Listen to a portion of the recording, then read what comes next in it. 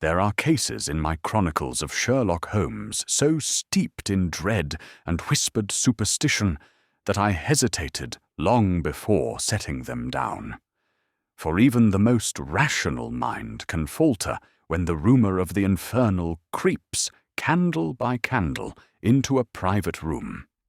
It was in the waning days of autumn, when the Thames moved like black silk beneath a hood of smoke, that Holmes and I were summoned, not by magistrate or minister, but by a gentlewoman pursued by a suitor whose courtship seemed to burn with brimstone. Black wax guttering in a shuttered chamber, hoof-prints beneath a window, a trident sketched in sickly fire. So the tale began, and with it the name that London, half mocking and half afraid, had already given him: the Devil's Lover. What followed drew us from lamplit streets to a house where fear was fashioned into a snare, and where Holmes would arm cold reason against a romance sharpened into a weapon. This, then, is the case I record as Sherlock Holmes and the Devil's Lover. You're listening to Detective Street, where untold mysteries find their voice. And if you enjoy this story, consider subscribing and share in the comments where in the world you're listening from. Chapter 1. The Gentleman of Bell Yard.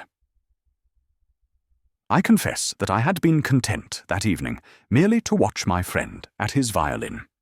The autumn of 1891 had settled upon London with a melancholy persistence, and Holmes, in one of those rare humours when his restless mind found no quarry worthy of pursuit, had drawn from his instrument a slow, grave air that seemed to braid itself with the wind rattling our windows.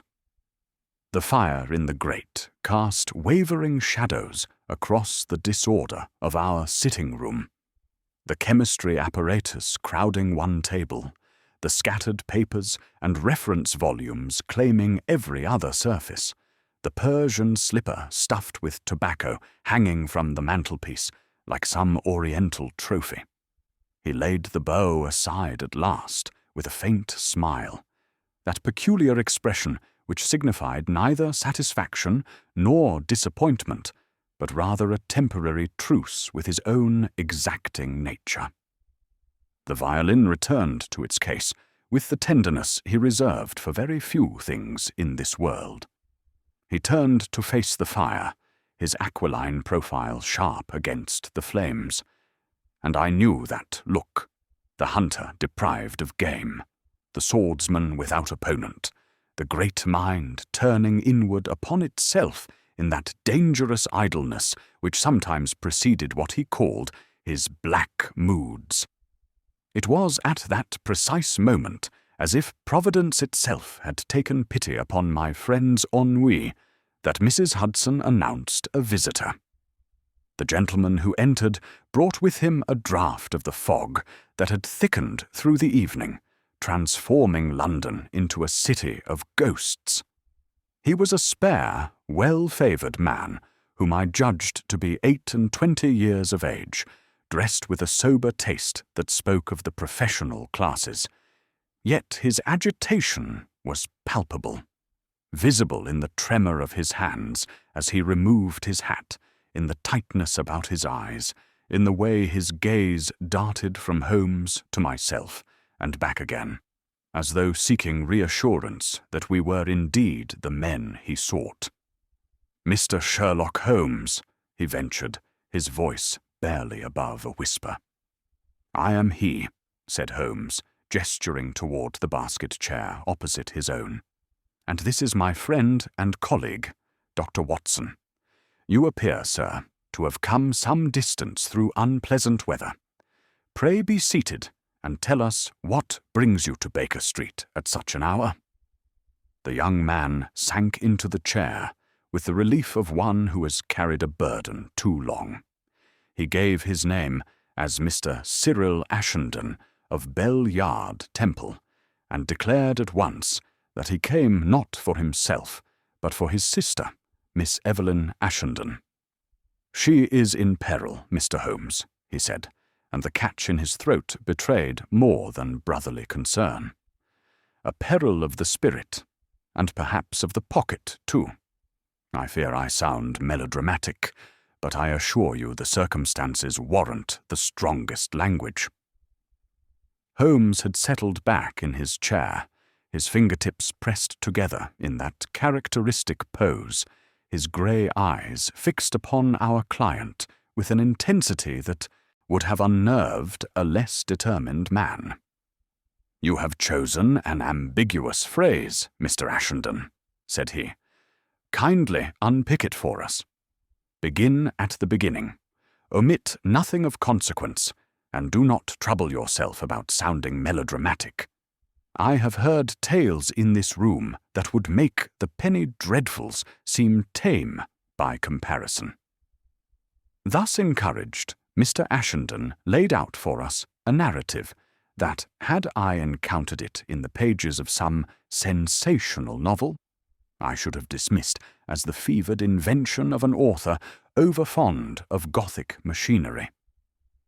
Yet here was a gentleman of evident good breeding and sound mind, relating events that had, by his account, transformed his household from a place of respectable tranquillity into something approaching a theatre of supernatural terror.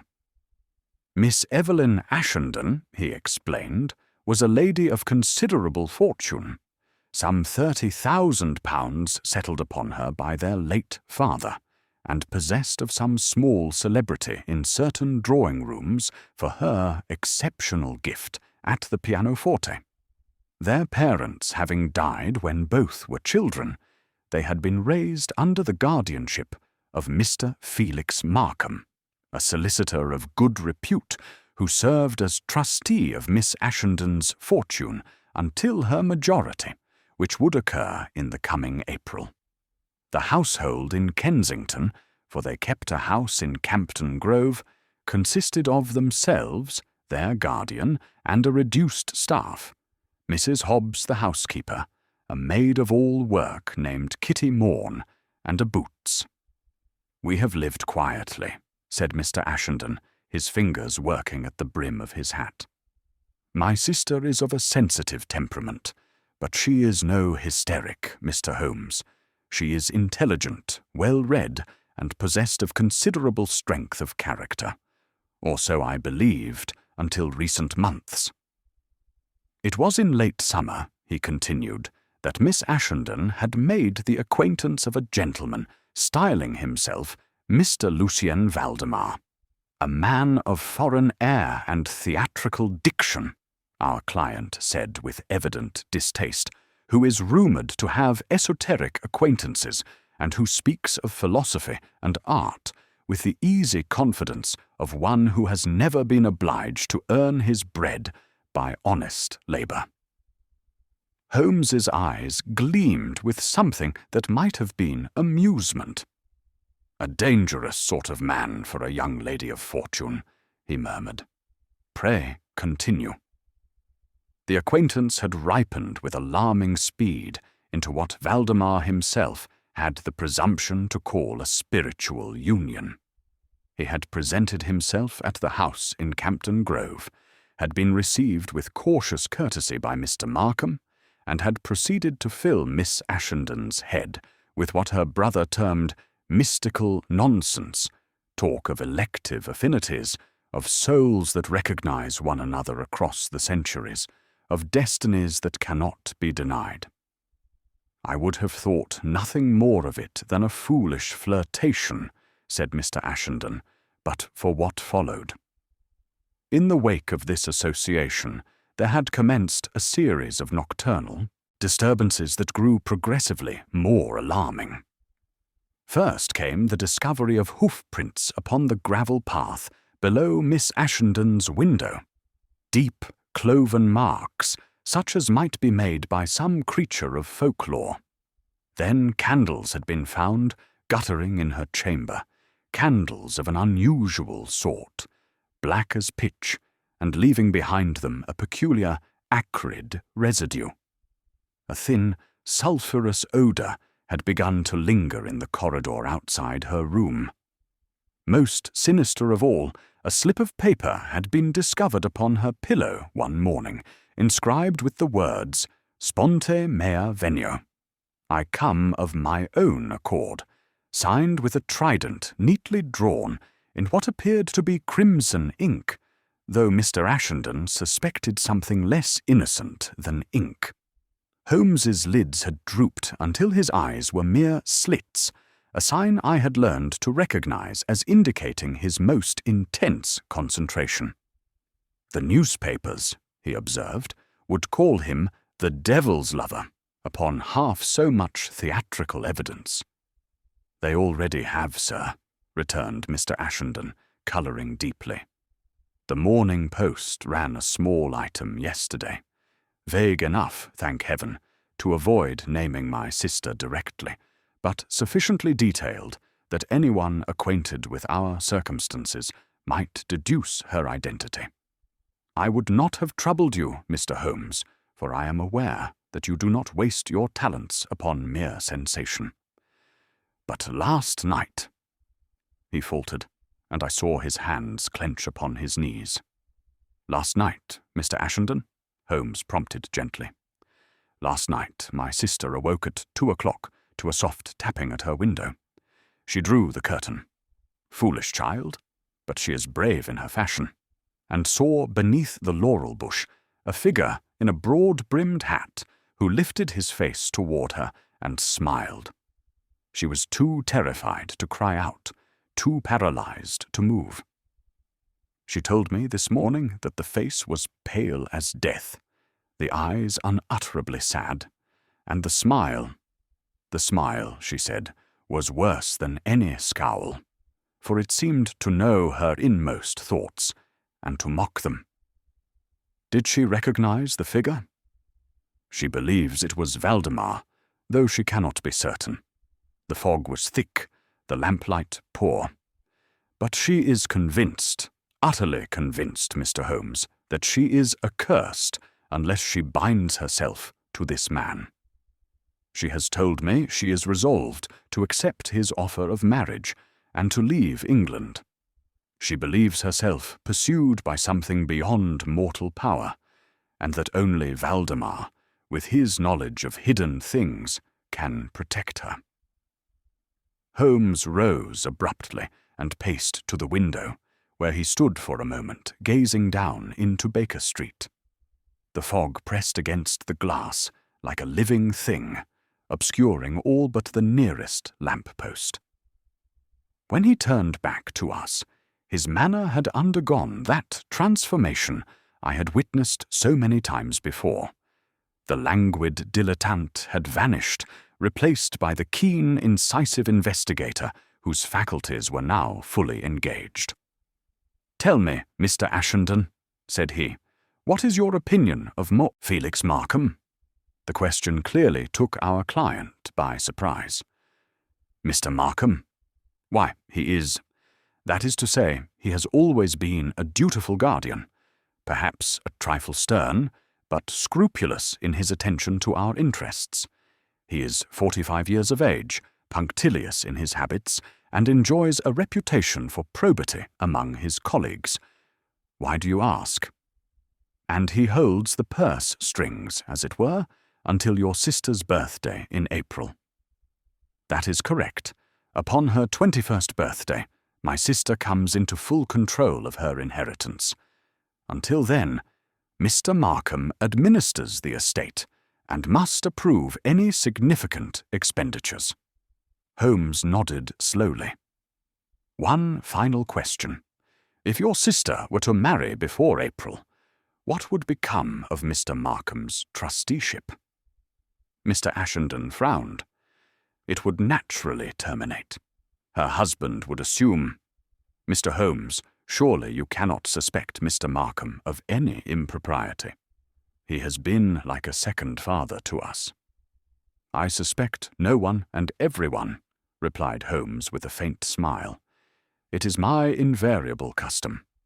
Now, Mr. Ashenden, if you have no objection, Dr. Watson and I shall accompany you back to Campden Grove this evening. The devil, I think, will not object to a consultation at 8:30. "Watson, your hat and stick, if you please." I needed no urging. Already I could feel that familiar quickening of the pulse that accompanied the commencement of one of Holmes's investigations. I collected my things, checked that my service revolver was in my pocket, for one never knew what such cases might require, and within minutes we were descending the 17 steps to the street, where the fog had thickened to a consistency that transformed familiar London into an alien landscape. There are fears, I reflected as we stepped into that November night, which fatten in the mind like parasites, drawing sustenance from imagination until they achieve a grotesque reality, all their own. This one, I thought, had clearly starved our client's reason and was well on its way to consuming his sister's.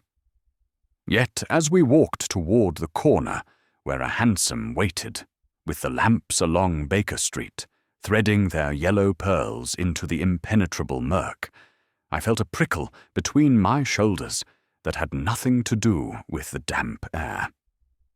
For all my medical training, for all my years in Holmes's company, witnessing the mundane origins of seemingly supernatural events, I am not immune to the theatre of suggestion. It was, I told myself firmly, merely a night made to breed hoof-prints in innocent gravel. Nothing more. But as I climbed into the cab beside my friend and heard our client give the address in a voice tight with apprehension, I could not entirely banish the thought that somewhere in the fog-bound streets of London, a figure in a broad-brimmed hat might indeed be smiling at the prospect of our coming. The wheels clattered over the cobblestones, carrying us toward Kensington, and whatever strange drama awaited us there. Holmes sat in silence, his keen profile occasionally illuminated by the passing lamps, his mind already racing ahead to catalogue clues and construct hypotheses. I knew better than to interrupt his thoughts. Instead, I watched the fog swirl past our window, like the smoke from some infernal furnace, and wondered, not for the first time in my associations with Sherlock Holmes, what mysteries the night would reveal before we saw Baker Street again. Chapter 2. Black Wax and Hoof-Prints. We reached Campden Grove by hansom, the journey through fog-bound streets lending an appropriately sepulchral quality to our mission. The house, when at last it loomed before us out of the murk, was a respectable establishment of 3 stories, its Georgian facade soberly elegant, its windows curtained against the night, but showing chinks of warm lamplight that spoke of domestic comfort within. Nothing in its external aspect suggested the Gothic horrors that had been described to us, and yet I found myself approaching the front steps with a heightened awareness, my senses alert for any sign of the uncanny. We were admitted by Mrs. Hobbs herself, a stout, capable-looking woman of perhaps 50 years, whose shrewd eyes assessed us with the practised judgment of one who had served in good houses and knew the difference between gentlemen and charlatans. She took our hats and coats with a deference that was professional rather than servile, and I noted that her hands were steady, her manner composed. Whatever terrors might have afflicted the younger members of the household, Mrs. Hobbs remained, it seemed, a bastion of common sense. Mr. Felix Markham met us in the entrance hall, a fair, smooth-faced man with a clipped moustache and the precise gravity of his profession. He was impeccably dressed, despite the lateness of the hour, his linen immaculate, his manner measured. Yet I detected in his greeting a certain coolness, a subtle resistance to our presence that stopped just short of discourtesy. "Mr. Holmes," he said, extending his hand. "Dr. Watson." Mr. Ashenden has spoken of you, of course, though I confess I had hoped this matter might be resolved without recourse to external assistance. Surely these are matters more properly handled by the police." Holmes shook the proffered hand with perfect courtesy.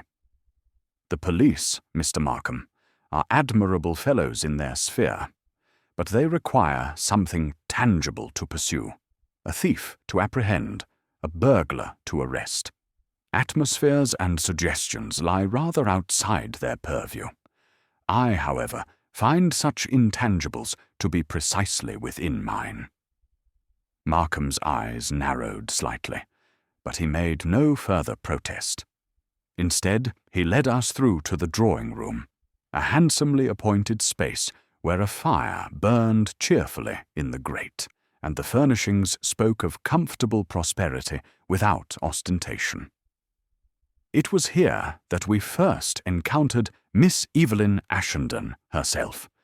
She rose as we entered, and I saw at once what her brother had meant by strength of a character. Despite the evident strain she had endured, visible in the shadows beneath her eyes, the slight tremor in her hands, she held herself with dignity, her gaze meeting ours directly. She was perhaps 19 or 20, handsome rather than beautiful, with dark hair dressed simply and an expression of grave intelligence that reminded me oddly of Holmes himself when he was working through a complex problem. "Mr. Holmes," she said, her voice low but steady. "Dr. Watson, my brother tells me you have consented to investigate these disturbances. I am grateful, though I confess I am not certain what you can do against forces that lie beyond the realm of natural law." Holmes bowed. "Miss Ashenden, I have made it my life's work to demonstrate that there are no forces beyond natural law, only phenomena whose natural explanations have not yet been discovered. I would be obliged if you would relate to us, in your own words, and omitting no detail, however trivial it may seem, the sequence of events that has brought you to your present state of alarm." We settled ourselves, and Miss Ashenden, with only occasional prompting from Holmes, recounted her story. It was, as Mr. Ashenden had indicated, a tale of a heart worked upon by shadows, a methodical campaign of a psychological terror that had progressed from the subtle to the overt. The acquaintance with Mr. Valdemar had begun innocuously enough, at a musical evening at the home of mutual friends. He had praised her, playing with what seemed genuine appreciation, and had spoken knowledgeably about composers and interpretations. He was cultured, well-travelled, possessed of an air of worldly melancholy that she found romantic. Their subsequent meetings had been proper, chaperoned, unremarkable, until he had begun to speak of matters more arcane. "He told me," she said, her fingers twisting in her lap, "that he recognized in me a kindred spirit, that we had known each other in previous incarnations, that our souls were bound by ties that transcended this earthly existence. I thought it merely the pretty nonsense of courtship. But then the disturbances began. First had come the notes, slips of paper found in unlikely places, tucked into her gloves, inserted between the pages of her books, once even placed within the sheet music on her pianoforte. They bore cryptic messages in an elegant, flowing hand. "The faithful shall be claimed. What is bound in darkness seeks its light. I wait beyond the threshold." Then the physical manifestations had commenced. She would awake in the night to find her chamber cold as a tomb, despite the fire in the grate. Black candles would appear, though no one in the household admitted to having purchased them. The sulphurous smell would drift through the corridor, strongest outside her door. And finally, the pendant, a small ornament of jet on a silver chain left one morning upon her clavichord, bearing upon its clasp the unmistakable mark of a trident. She produced it from her reticule, and Holmes examined it with that intense focus he brought to material evidence. He turned it in his fingers, held it to the light, sniffed it delicately, and finally passed it to me. I found it cold to the touch, unnaturally so, given that it had been in Miss Ashenden's possession, and there was indeed a faint odour about it. Not precisely sulphur nor incense, but something that combined elements of both with a vaguely chemical undertone. "Has Mr. Valdemar made any specific demands?" Holmes inquired, returning the pendant to Miss Ashenden. She coloured slightly. "He has offered marriage. He says that only through union with him can I be protected from the forces that have marked me for their own. He claims that my very soul is in jeopardy, that I have been noticed by entities that dwell beyond the veil of mortal sight, and that he alone possesses the knowledge and the power to shield me from their attentions." "And you believe him?" A long pause. "Then, Mr. Holmes, I am an educated woman. I have read Mr. Darwin and Mr. Huxley. I do not give credence to tales of spirits and demons. And yet, what explanation can there be for hoof-prints that appear beneath my window, for the tapping upon the glass at ungodly hours, for the figure I saw last night standing beneath the laurel? If not supernatural, then what?" Holmes's expression softened fractionally. "That, Miss Ashenden, is precisely the question I intend to answer. But I shall require your cooperation. You must trust that whatever phenomena you have witnessed, however inexplicable they may appear, they have a rational origin. Fear is a powerful weapon, and those who wield it skillfully can produce effects that seem to transcend the boundaries of the possible. May Dr. Watson and I inspect your chamber?" We ascended to the first floor, Miss Ashenden leading the way, with her brother, Mr. Markham, and Mrs. Hobbs following behind. The corridor outside Miss Ashenden's room was unremarkable. Well lit, carpeted, lined with family portraits whose subjects gaze down with the bland benevolence typical of their kind. Yet as we approached the door in question, I became aware of that odour Miss Ashenden had mentioned, now stronger, a peculiar acrid scent that caught at the back of the throat and seemed to carry with it associations of ancient ritual and forbidden knowledge.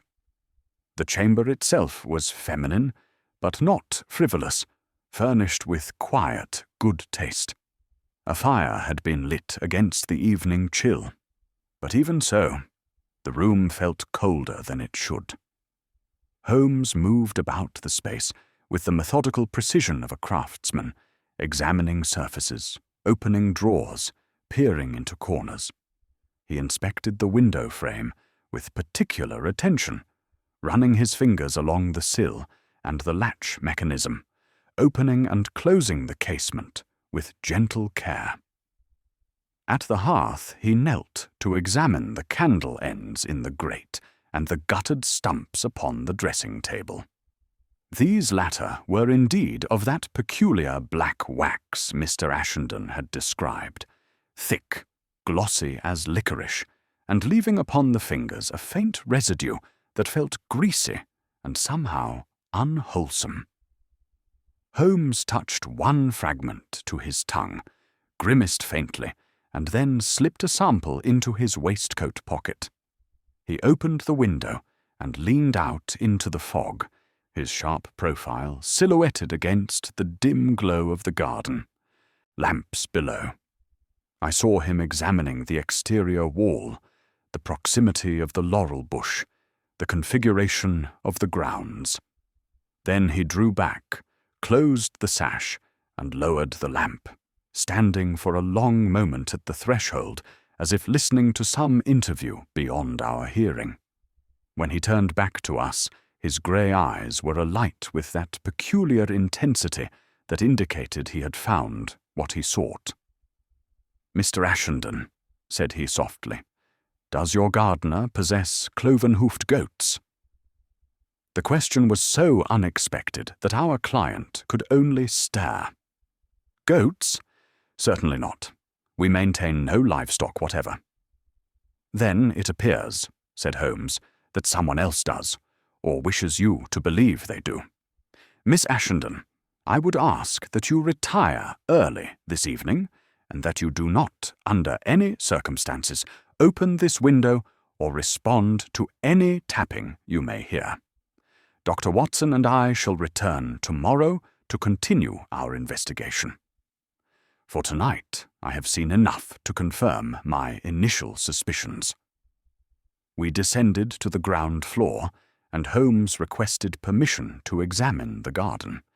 Mr. Markham granted it with visible reluctance, and we stepped out into the fog-shrouded darkness, Mrs. Hobbs having provided Holmes with a bull's-eye lantern.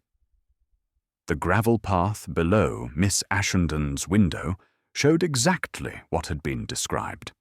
The deep, unmistakable impression of cloven hoofs, their outline sharp despite the dampness of the previous night. But Holmes's reaction was not one of astonishment or concern. Instead, he gave a low chuckle and knelt beside the prints, directing the lantern beam to illuminate them fully. "Watson," he said, "observe the uniformity of depth, the exaggerated cleft, the unnatural symmetry. These are not the prints of any living creature, but rather the product of a mould, a theatrical device strapped to ordinary boots to create the desired impression. Note here, and here, the faint ridge at the rear, where the strap has pressed into the gravel. And at the edge of the laurel, this smear of lamp-black upon the leaves, suggesting that our devil has been careless with his makeup."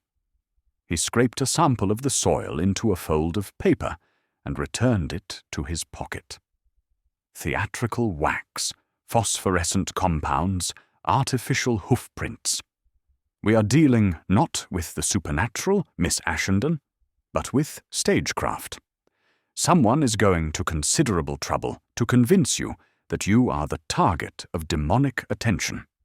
The question is, who and to what end? We took our leave shortly thereafter, Holmes declining Mr. Markham's offer of refreshment and promising to return on the morrow. As we waited for our cab, I observed the maid, Kitty Morn, watching us from a window in the servants' quarters, a pale, anxious face pressed against the glass, eyes too large for their sockets, hands clutching at the curtain. She vanished when she saw me, looking, but the image lingered in my mind as we rattled back through the fog toward Baker Street. Holmes remained silent for most of the journey, his brow furrowed in thought, his fingers steepled beneath his chin. Only as we turned into our familiar street did he speak. "A pretty puzzle, Watson. All the apparatus of Gothic romance deployed with considerable skill. But observe the progression. First, the psychological preparation through Valdemar's mystical courtship. Then the physical manifestations, carefully staged to build upon the foundation of suggestion. And finally, the offer of protection. Marriage to the very man who has cultivated her fears. It has a certain elegance, though the execution is rather too theatrical for true subtlety. You believe Valdemar is behind it all? Valdemar is certainly involved, but whether as architect or instrument remains to be determined. There are other players in this drama. The guardian with his controlled purse strings, the nervous maid, even the devoted brother. Each has a potential motive, each has opportunity. Tomorrow we shall begin to separate the shadows from their casters. We ascended to our rooms, where the fire had been banked, and Mrs. Hudson had left cold meat and bread for our supper. Holmes declined food, instead filling his pipe and settling into his armchair with an expression of deep contemplation. I knew better than to disturb him when he was in such a mood.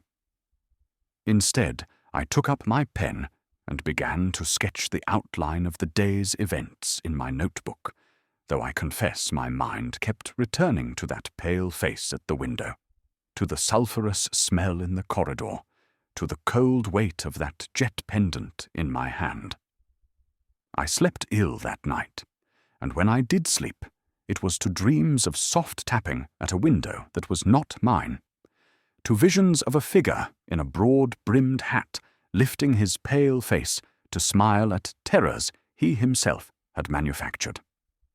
I awoke near dawn with the conviction that we had embarked upon a case that, while undoubtedly rational in its origins, touched upon something darker in the human spirit, that its capacity for manipulation, for preying upon the fears of the vulnerable, that makes man more terrible than any demon conjured from hell's depths. Thus ended our first day's investigation into the matter of the devil's lover, with more questions than answers, but with Holmes's formidable intellect now fully engaged, and with the certain knowledge that beneath the Gothic trappings lay a very human crime, waiting only to be exposed to the cold light of reason. Chapter 3. The House of Red Herrings.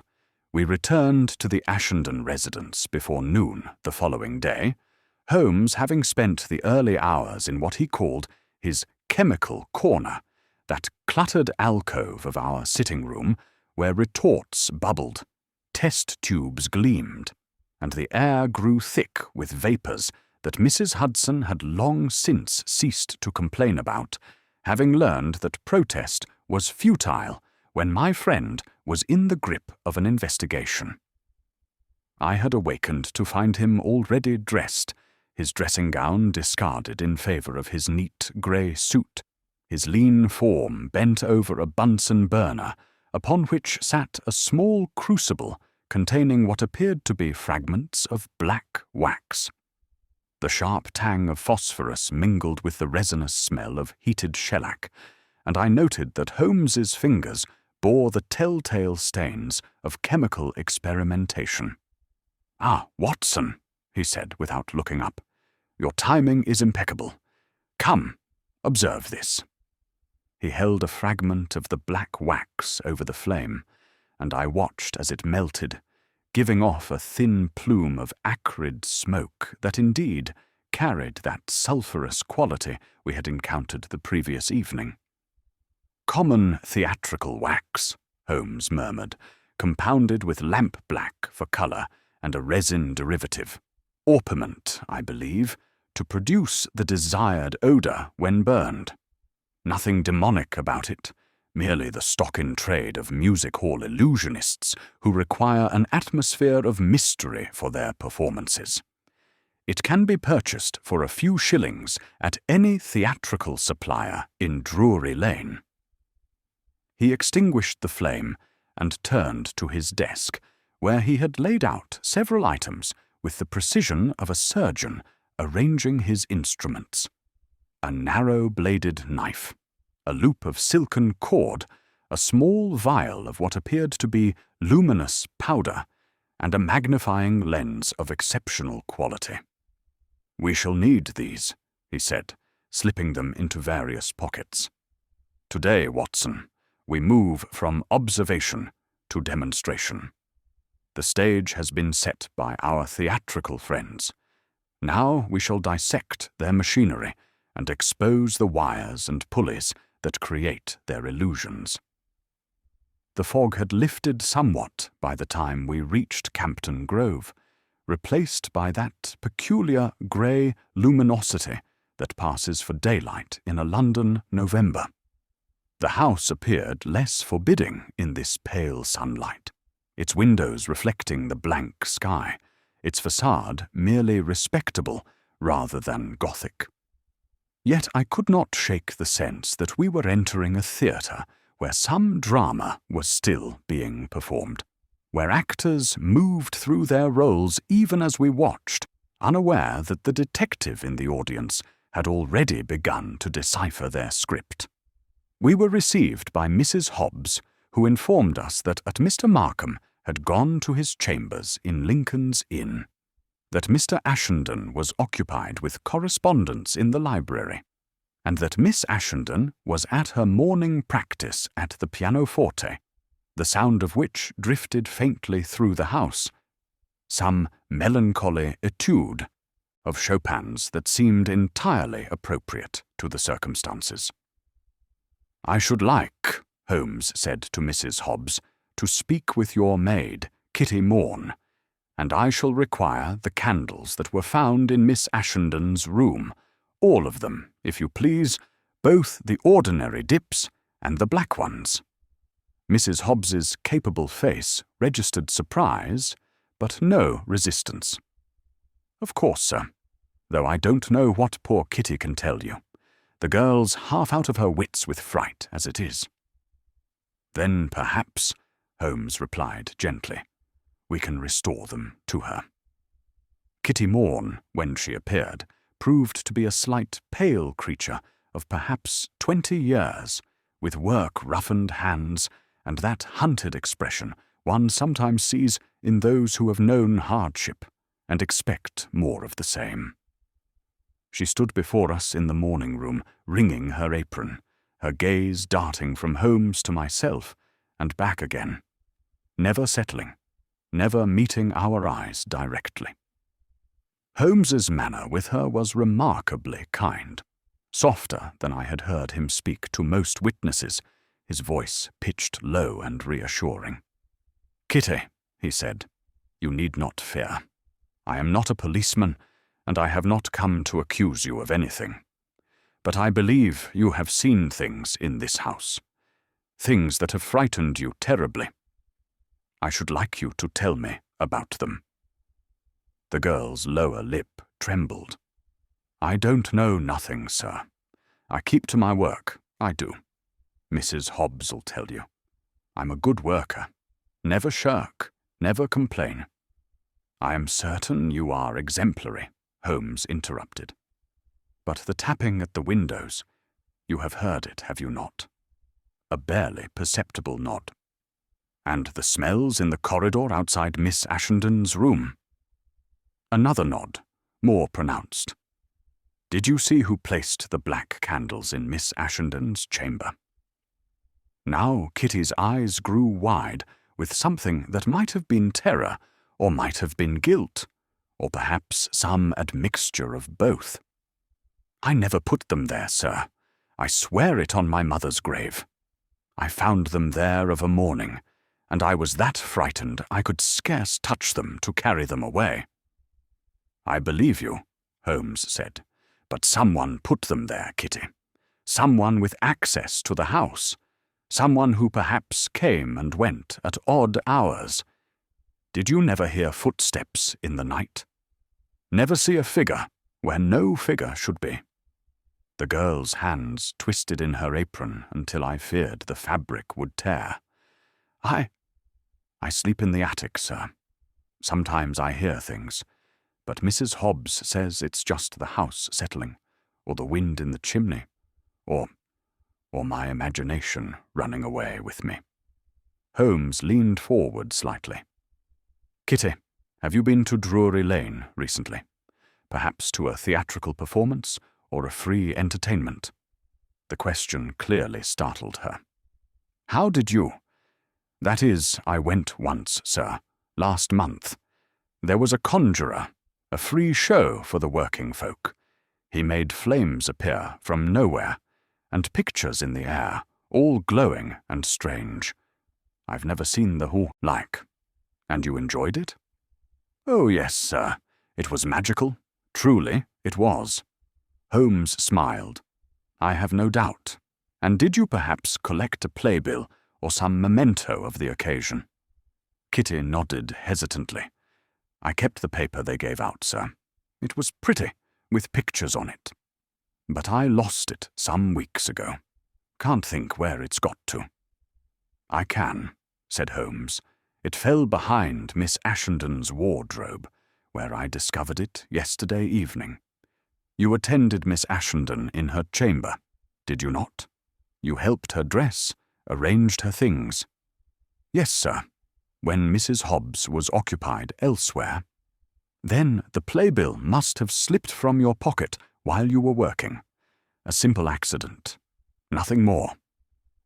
But tell me, Kitty, has anyone asked you to do unusual things in this house? To leave doors unlocked, perhaps, or windows unlatched? Has anyone offered you money for small favors?" The girl's face had gone from pale to ashen. "No, sir. I would never. Mr. Markham, he told me to be extra careful, to make sure all the windows was locked at night, to tell him if I saw anything strange. And I have been careful, sir. Truly I have." Holmes regarded her for a long moment, then nodded. "I believe you, Kitty. You may return to your duties. But if you should remember anything else, any small detail, any odd occurrence, you will come to me at once. Will you do that?" "Yes, sir," she whispered, and fled from the room with evident relief. Mrs. Hobbs had meanwhile produced a wooden box containing the candles in question. There were perhaps a dozen ordinary white dips of the sort used throughout the house, and 4 lengths of that peculiar black wax, thick as a man's thumb and glossy as patent leather. Holmes examined them with his lens, scraped a sample from one, held another to the light, and finally wrapped one carefully in paper and placed it in his pocket. "These," he said to Mrs. Hobbs, "were not purchased by anyone in this household." "Certainly not by me, sir," Mrs. Hobbs replied firmly. "I keep account of every penny spent on household goods, and I'd have no call to buy such things. They're unnatural looking, if you ask me. Not Christian." "On the contrary," Holmes said with a slight smile, "they are entirely mundane. But you are quite right that they were not purchased for ordinary domestic use. Tell me, Mrs. Hobbs, Mr. Markham, does he have visitors at unusual hours? Does he receive gentlemen in his study whom you would not ordinarily expect to call?" The housekeeper's expression became guarded. "Mr. Markham is a solicitor, sir. He has many professional acquaintances. It's not my place to question who he sees or when." "Of course not," Holmes agreed smoothly. "And Mr. Lucien Voldemar, how often does he call?" 2 or 3 times a week, sir. Always at proper hours, always announced. Though I can't say I care for the gentleman, begging your pardon. He has a way of looking at things, at people, that makes my skin crawl, if you'll forgive the expression." "Your instincts do you credit," Holmes said. "One final question. The supplies for the household, where are they kept?" "In the scullery, sir, and in the cupboards off the kitchen.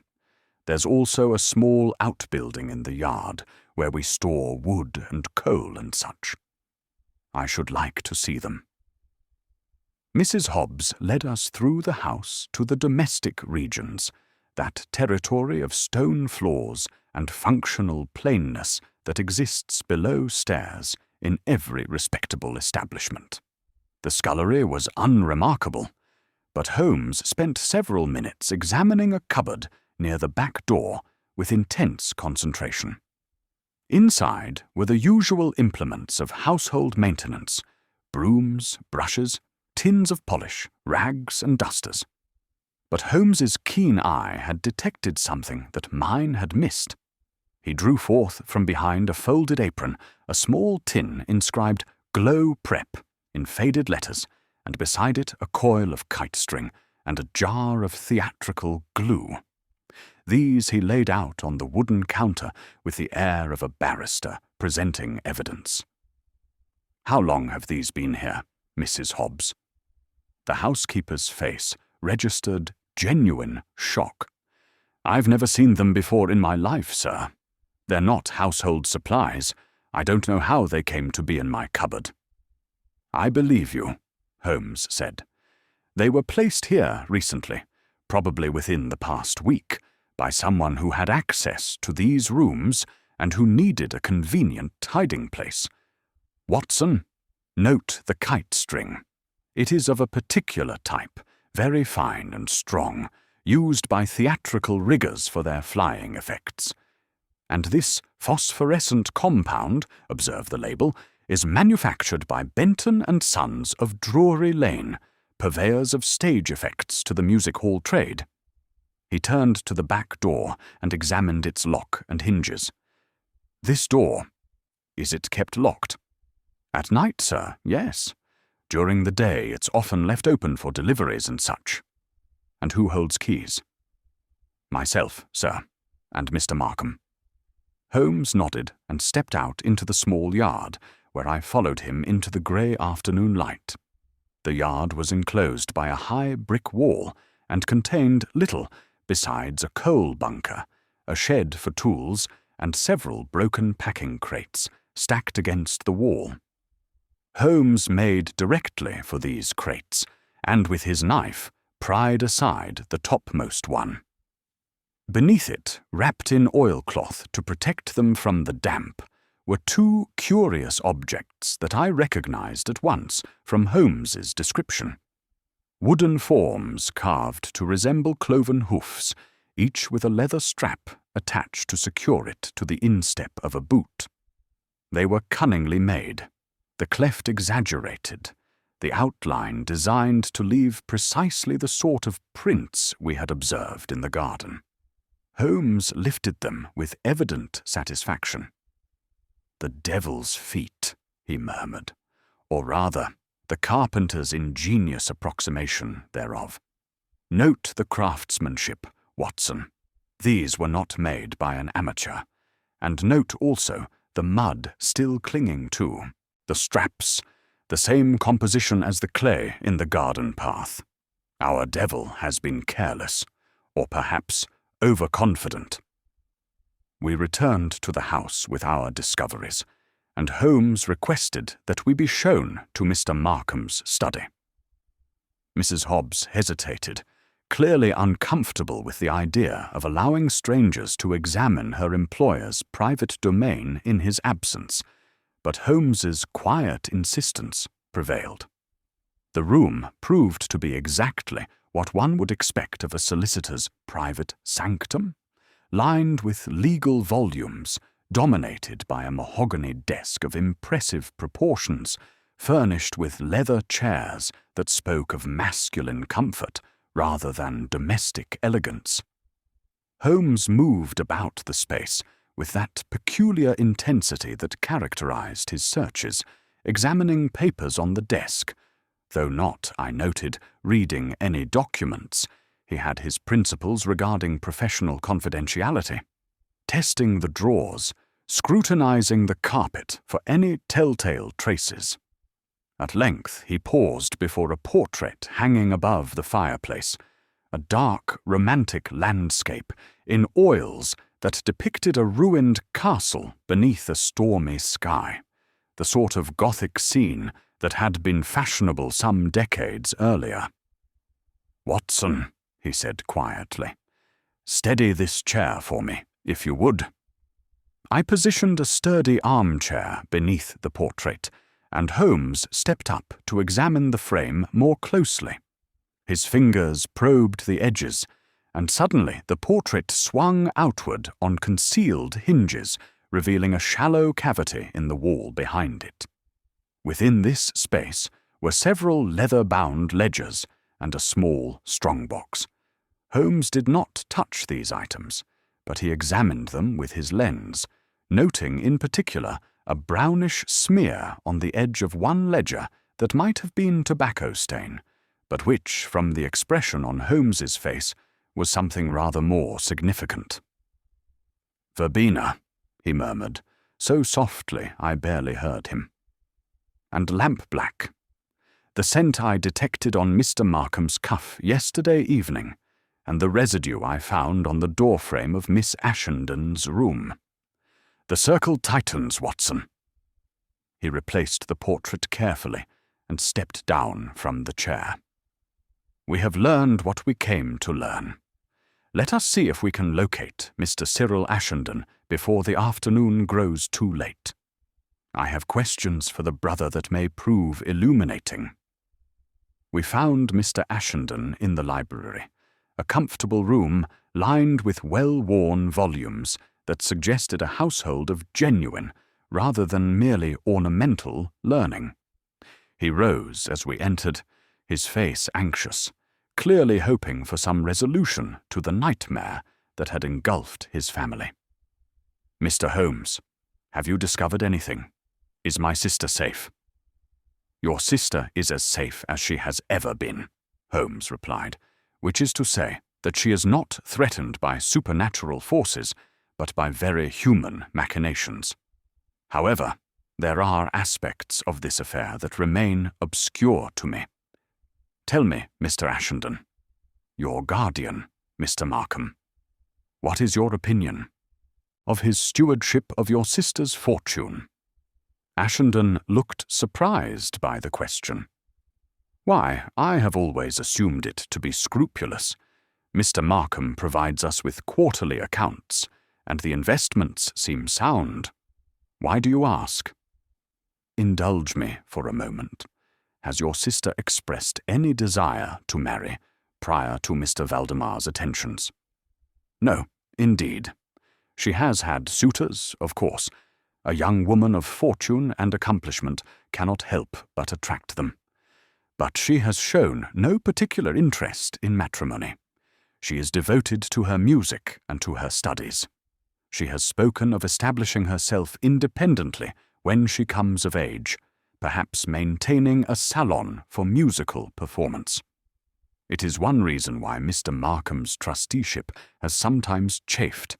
He is cautious about expenditures that he deems frivolous, and my sister's ambitions for her musical education have occasionally fallen into that category." "I see," said Holmes. "And Mr. Markham's own financial circumstances, they are comfortable?" "I believe so.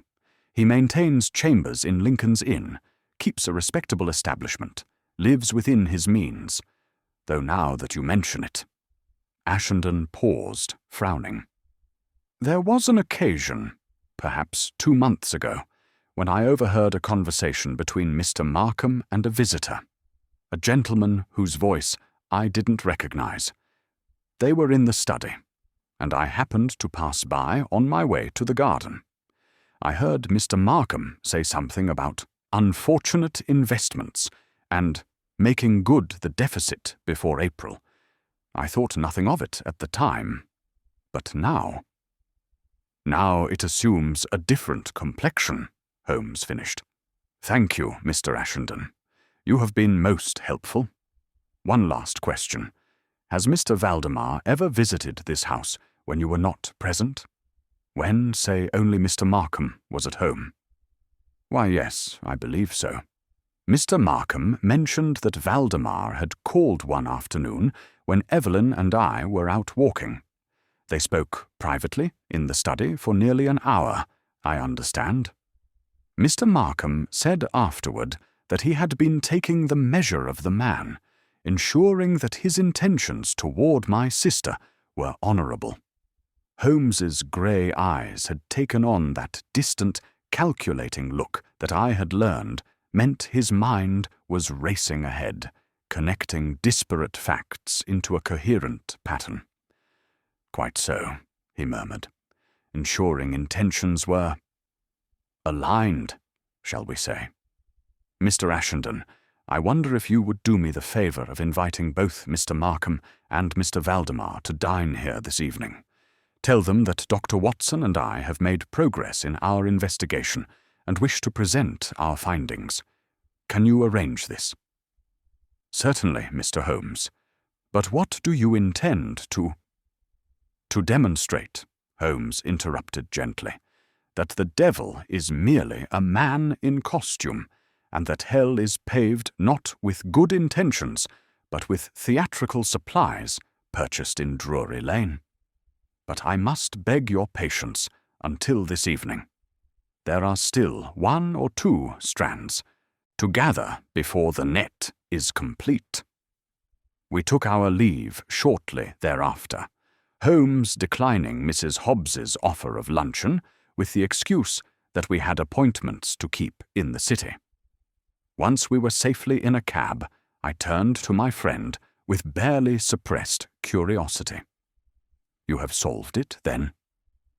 "Let us say, rather, that I have perceived the outline of the solution. But there are details yet to confirm, and I should like to understand the precise nature of the relationship between Markham and Valdemar before I make my accusations. Watson, I require your assistance this afternoon. We are going shopping for devils." "Shopping for— I beg your pardon?" Holmes smiled, that wolfish expression that meant he was enjoying himself immensely.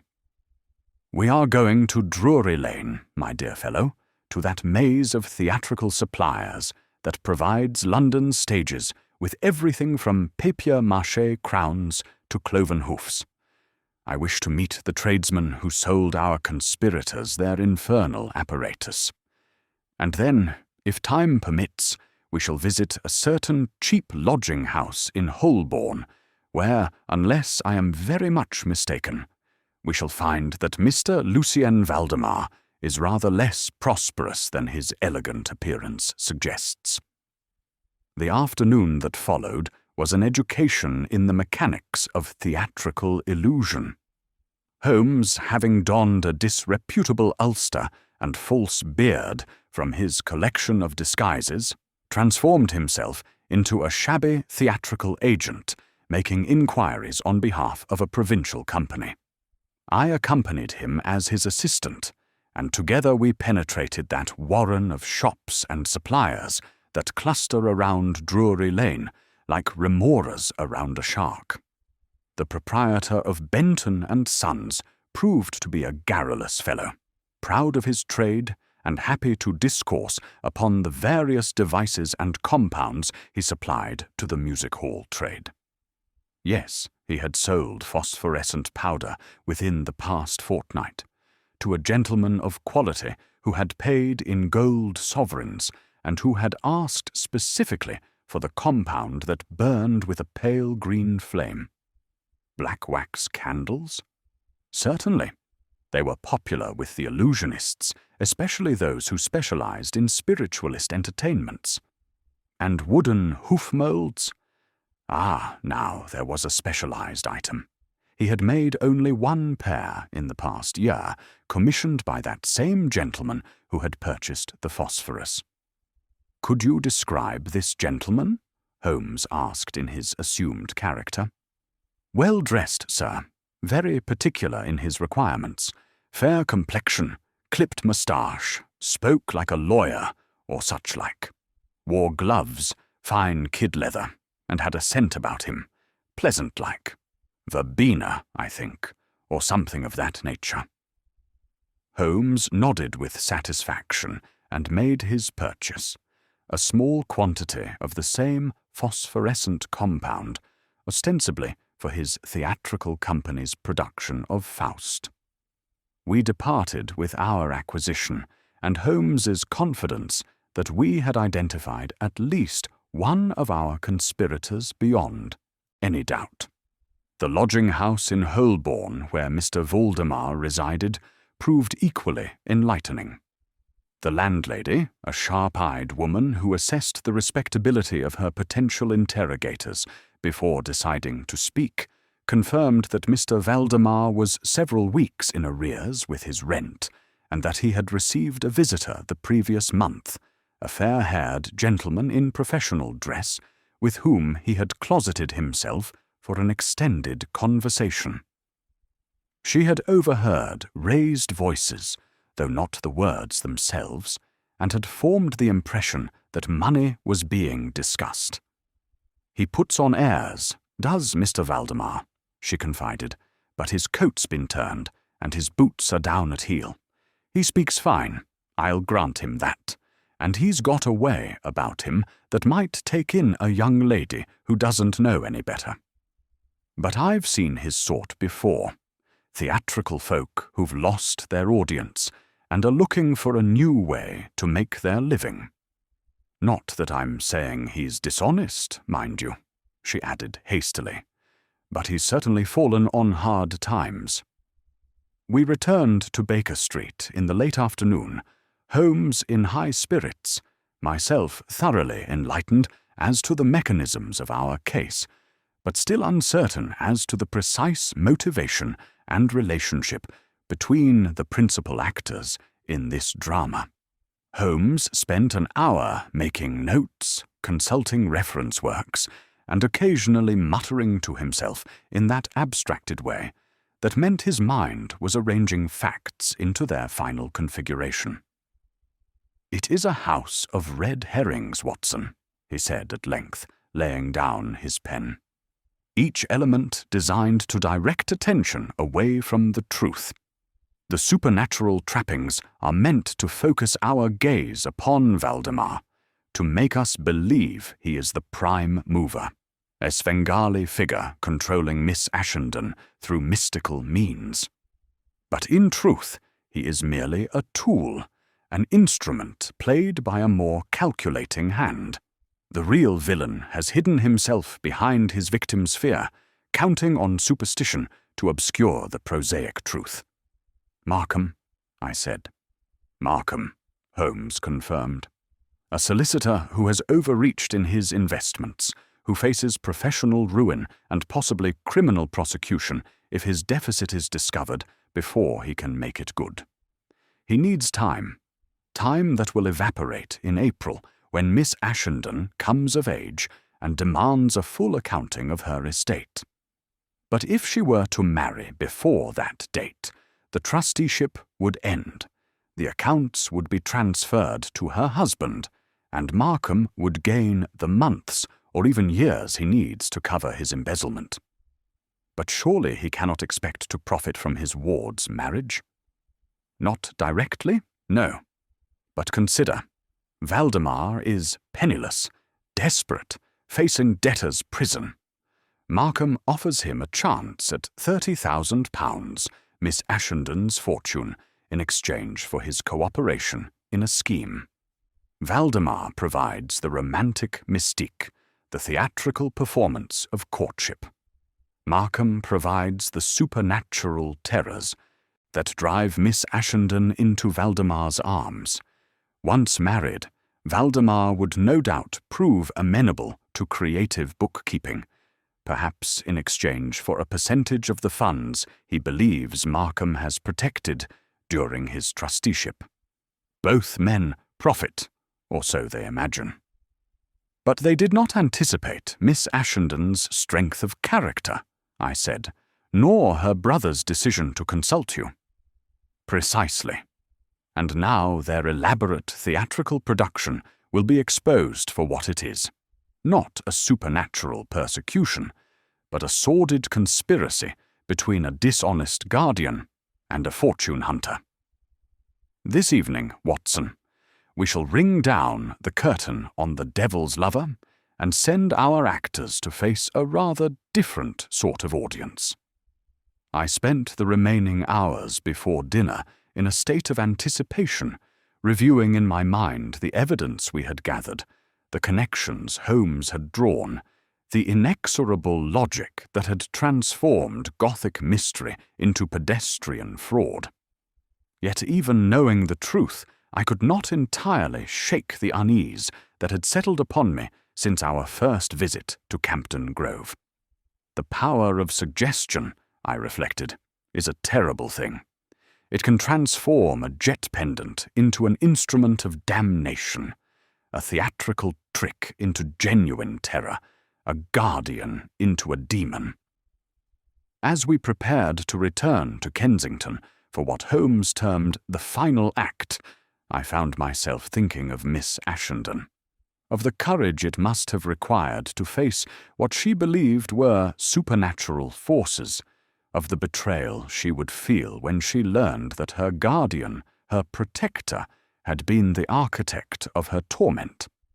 Fear, I had learned in my years with Holmes, comes in many guises, but perhaps the most terrible is not the fear of the unknown, but the discovery that those we trust are not what they seem.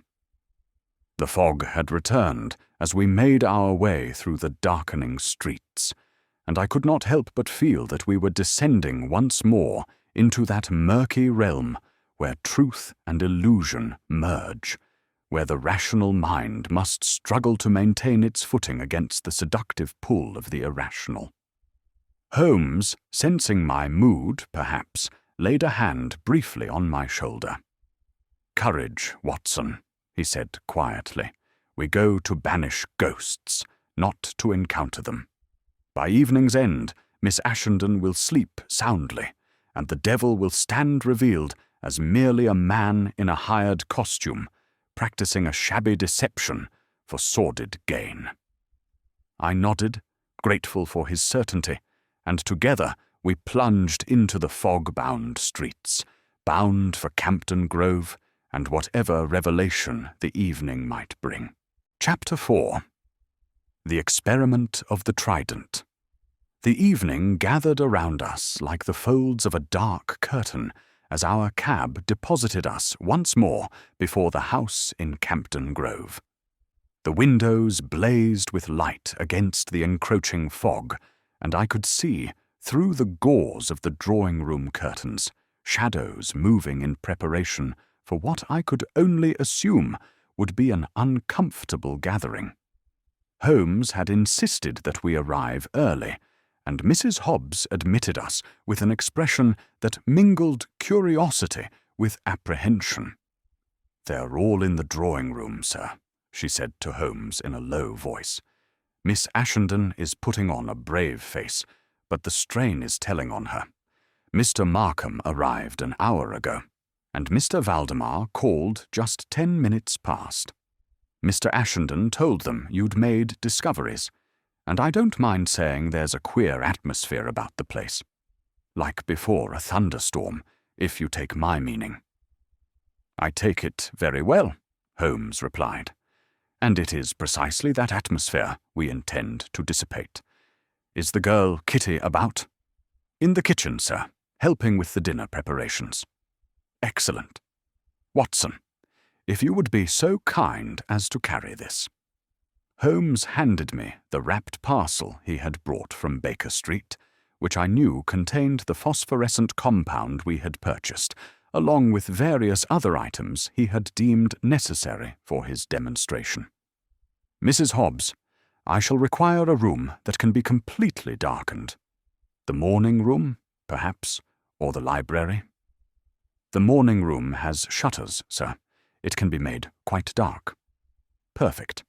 Please ensure that lamps and candles are available, but do not light them yet. And I shall need a white panel or wall surface, something upon which I can demonstrate certain effects." Mrs. Hobbs nodded, though her expression suggested she thought Holmes slightly mad. Within minutes she had arranged matters to his satisfaction, and Holmes spent a quarter-hour in the morning room making preparations whose exact nature I could not determine, as he had requested privacy for this portion of his work. When he emerged, his eyes held that gleam of satisfaction that indicated his stage was set. We entered the drawing-room together, and I confess the scene that greeted us was one of considerable tension. Miss Ashenden sat at the pianoforte, though her hands lay idle in her lap rather than upon the keys. Her brother stood behind her, one hand resting protectively on the back of her chair, his face set in lines of barely suppressed anger. Mr. Felix Markham occupied a wing chair near the fire, his posture rigidly correct, his hands folded in his lap. Yet I detected in the set of his shoulders a wariness, a coiled readiness, as of a man preparing to defend himself against accusation. "And Mr. Lucien Valdemar?" He lounged upon the sofa with studied elegance, a portrait of romantic melancholy in his dark suit and carefully arranged cravat. His pale hands, which I now knew had never summoned spirits, but had likely rifled through more prosaic possessions in search of ways to advance his scheme, gestured languidly as he spoke in low tones to Miss Ashenden. He fell silent as we entered, and rose with fluid grace to greet us. "Mr. Holmes, Dr. Watson, we await your revelations with considerable interest. I confess I am curious to learn what rational explanation can possibly account for the phenomena that have plagued dear Miss Ashenden. Unless, of course, you have concluded that there are forces beyond the reach of science?" His tone was lightly mocking, his eyes watchful. "On the contrary, Mr. Valdemar," Holmes replied with perfect courtesy. "I have concluded that there are no such forces, only the shabby machinery of stage illusion applied to criminal purpose. But I run ahead of myself. Ladies and gentlemen, if you would be so kind as to accompany me to the morning room, I have prepared a small demonstration that will, I believe, illuminate matters considerably." There followed a moment of hesitation. Then Miss Ashenden rose, her chin lifted in a gesture of determination I found admirable, and we proceeded in a group to the morning room. Mrs. Hobbs had done her work well. The shutters were closed, the heavy curtains drawn, and the room was in near total darkness, save for a single candle that Holmes had left burning on the mantelpiece. "If you would all be seated," Holmes said, and there came the rustle of clothing and the scrape of chairs as our company arranged itself. I remained standing near the door, as Holmes had instructed me, my hand upon the lamp we had positioned there. What I am about to show you is not supernatural, not demonic, not in any way connected to forces beyond the material world. It is, rather, a simple application of chemistry and stagecraft, precisely the sort of effect employed by music-hall conjurers to amaze their audiences. He moved to the wall, where I could barely discern his silhouette in the dimness. "Miss Ashenden, you have seen upon your door and elsewhere the sign of the Trident, the pitchfork mark that has been presented to you as the signature of demonic attention. Observe." He struck a match, and in its brief flare I saw his hand move across the white-painted panel of the wall. The match went out, and then, in the darkness, there appeared that eerie symbol, glowing with a pale greenish luminescence that seemed to pulse with unholy life. I heard Miss Ashenden's sharp intake of breath, Kitty Morn's whispered, "Lord, preserve us," and even Mr. Ashenden's muttered oath. But Holmes's voice remained calm, almost conversational. "Phosphorescent compound, ladies and gentlemen, mixed with a small quantity of arsenic to intensify the glow and prolong its duration. It can be applied to any surface with a brush or even with one's finger, and once ignited with a match or any source of heat, it produces this spectral effect. It fades within minutes, leaving no trace save a fine, crystalline residue that can be detected with a lens and identified with chemical testing." He struck another match and lit the candle on the mantelpiece. "Watson, the lamp, if you please." I turned up the lamp, and warm yellow light flooded the room, banishing the uncanny glow and revealing the Trident for what it was, a smear of chemical compound on a white wall, no more supernatural than the ink in which I write these words. The effect on our audience was immediate and varied. Miss Ashenden's hand went to her throat, her expression transforming from fear to dawning comprehension. Mr. Ashenden's face showed grim vindication. Kitty Morn looked simply bewildered. Valdemar's carefully maintained expression of languid interest had frozen, and his eyes had narrowed almost imperceptibly. But it was Mr. Markham who betrayed himself most thoroughly. His face, which had been pale, had gone the colour of old parchment, and his hands, previously so composed, had clenched upon the arms of his chair with sufficient force that his knuckles showed white. Holmes continued as though he had noticed nothing. This compound, which can be purchased for a few shillings at Benton and Sons of Drury Lane, purveyors of theatrical supplies, leaves a characteristic residue wherever it is applied, upon fabric, upon skin, upon any surface it touches. Watson, perhaps you would be so kind as to demonstrate with the pocket lens.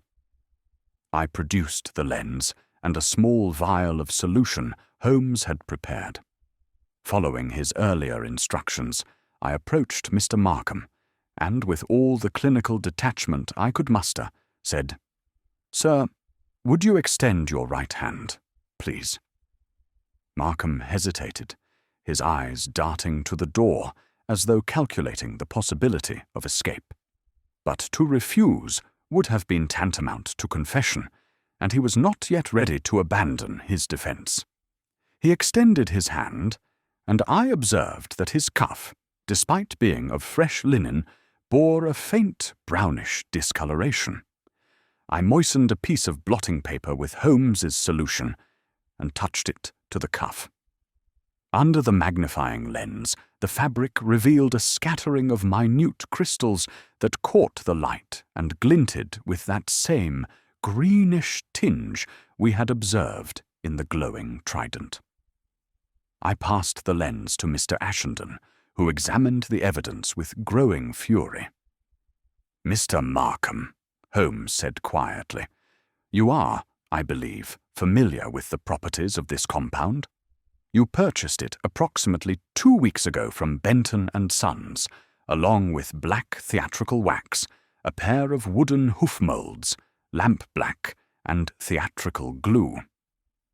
The proprietor remembers you quite clearly, a gentleman of professional bearing, wearing verbena cologne, who paid in gold sovereigns and asked specifically for compounds that would produce supernatural effects." Markham had risen to his feet, his composure crumbling like a sand-castle before the tide. "This is preposterous. You have no proof. A few crystals on a cuff mean nothing. I am a solicitor of 20 years' standing, a respected member."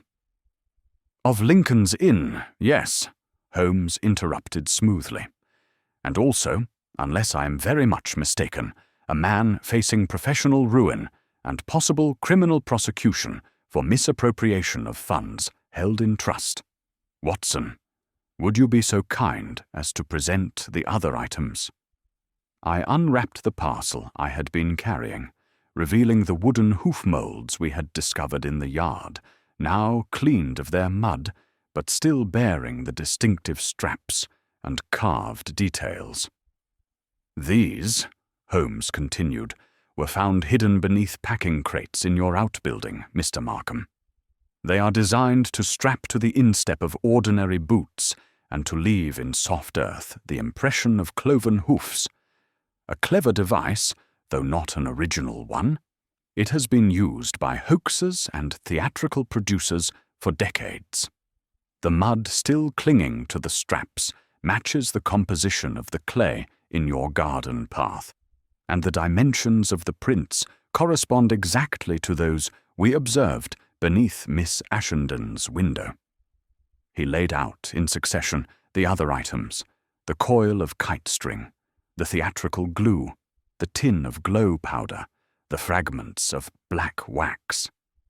"Each of these was purchased by you, or planted by you, in furtherance of an elaborate scheme to terrorize Miss Ashenden into accepting marriage to Mr. Valdemar here, a marriage that would have had the convenient effect of terminating your trusteeship before the date upon which a full accounting of her estate would be required. Markham's mouth worked soundlessly, his face now a mottled red and white.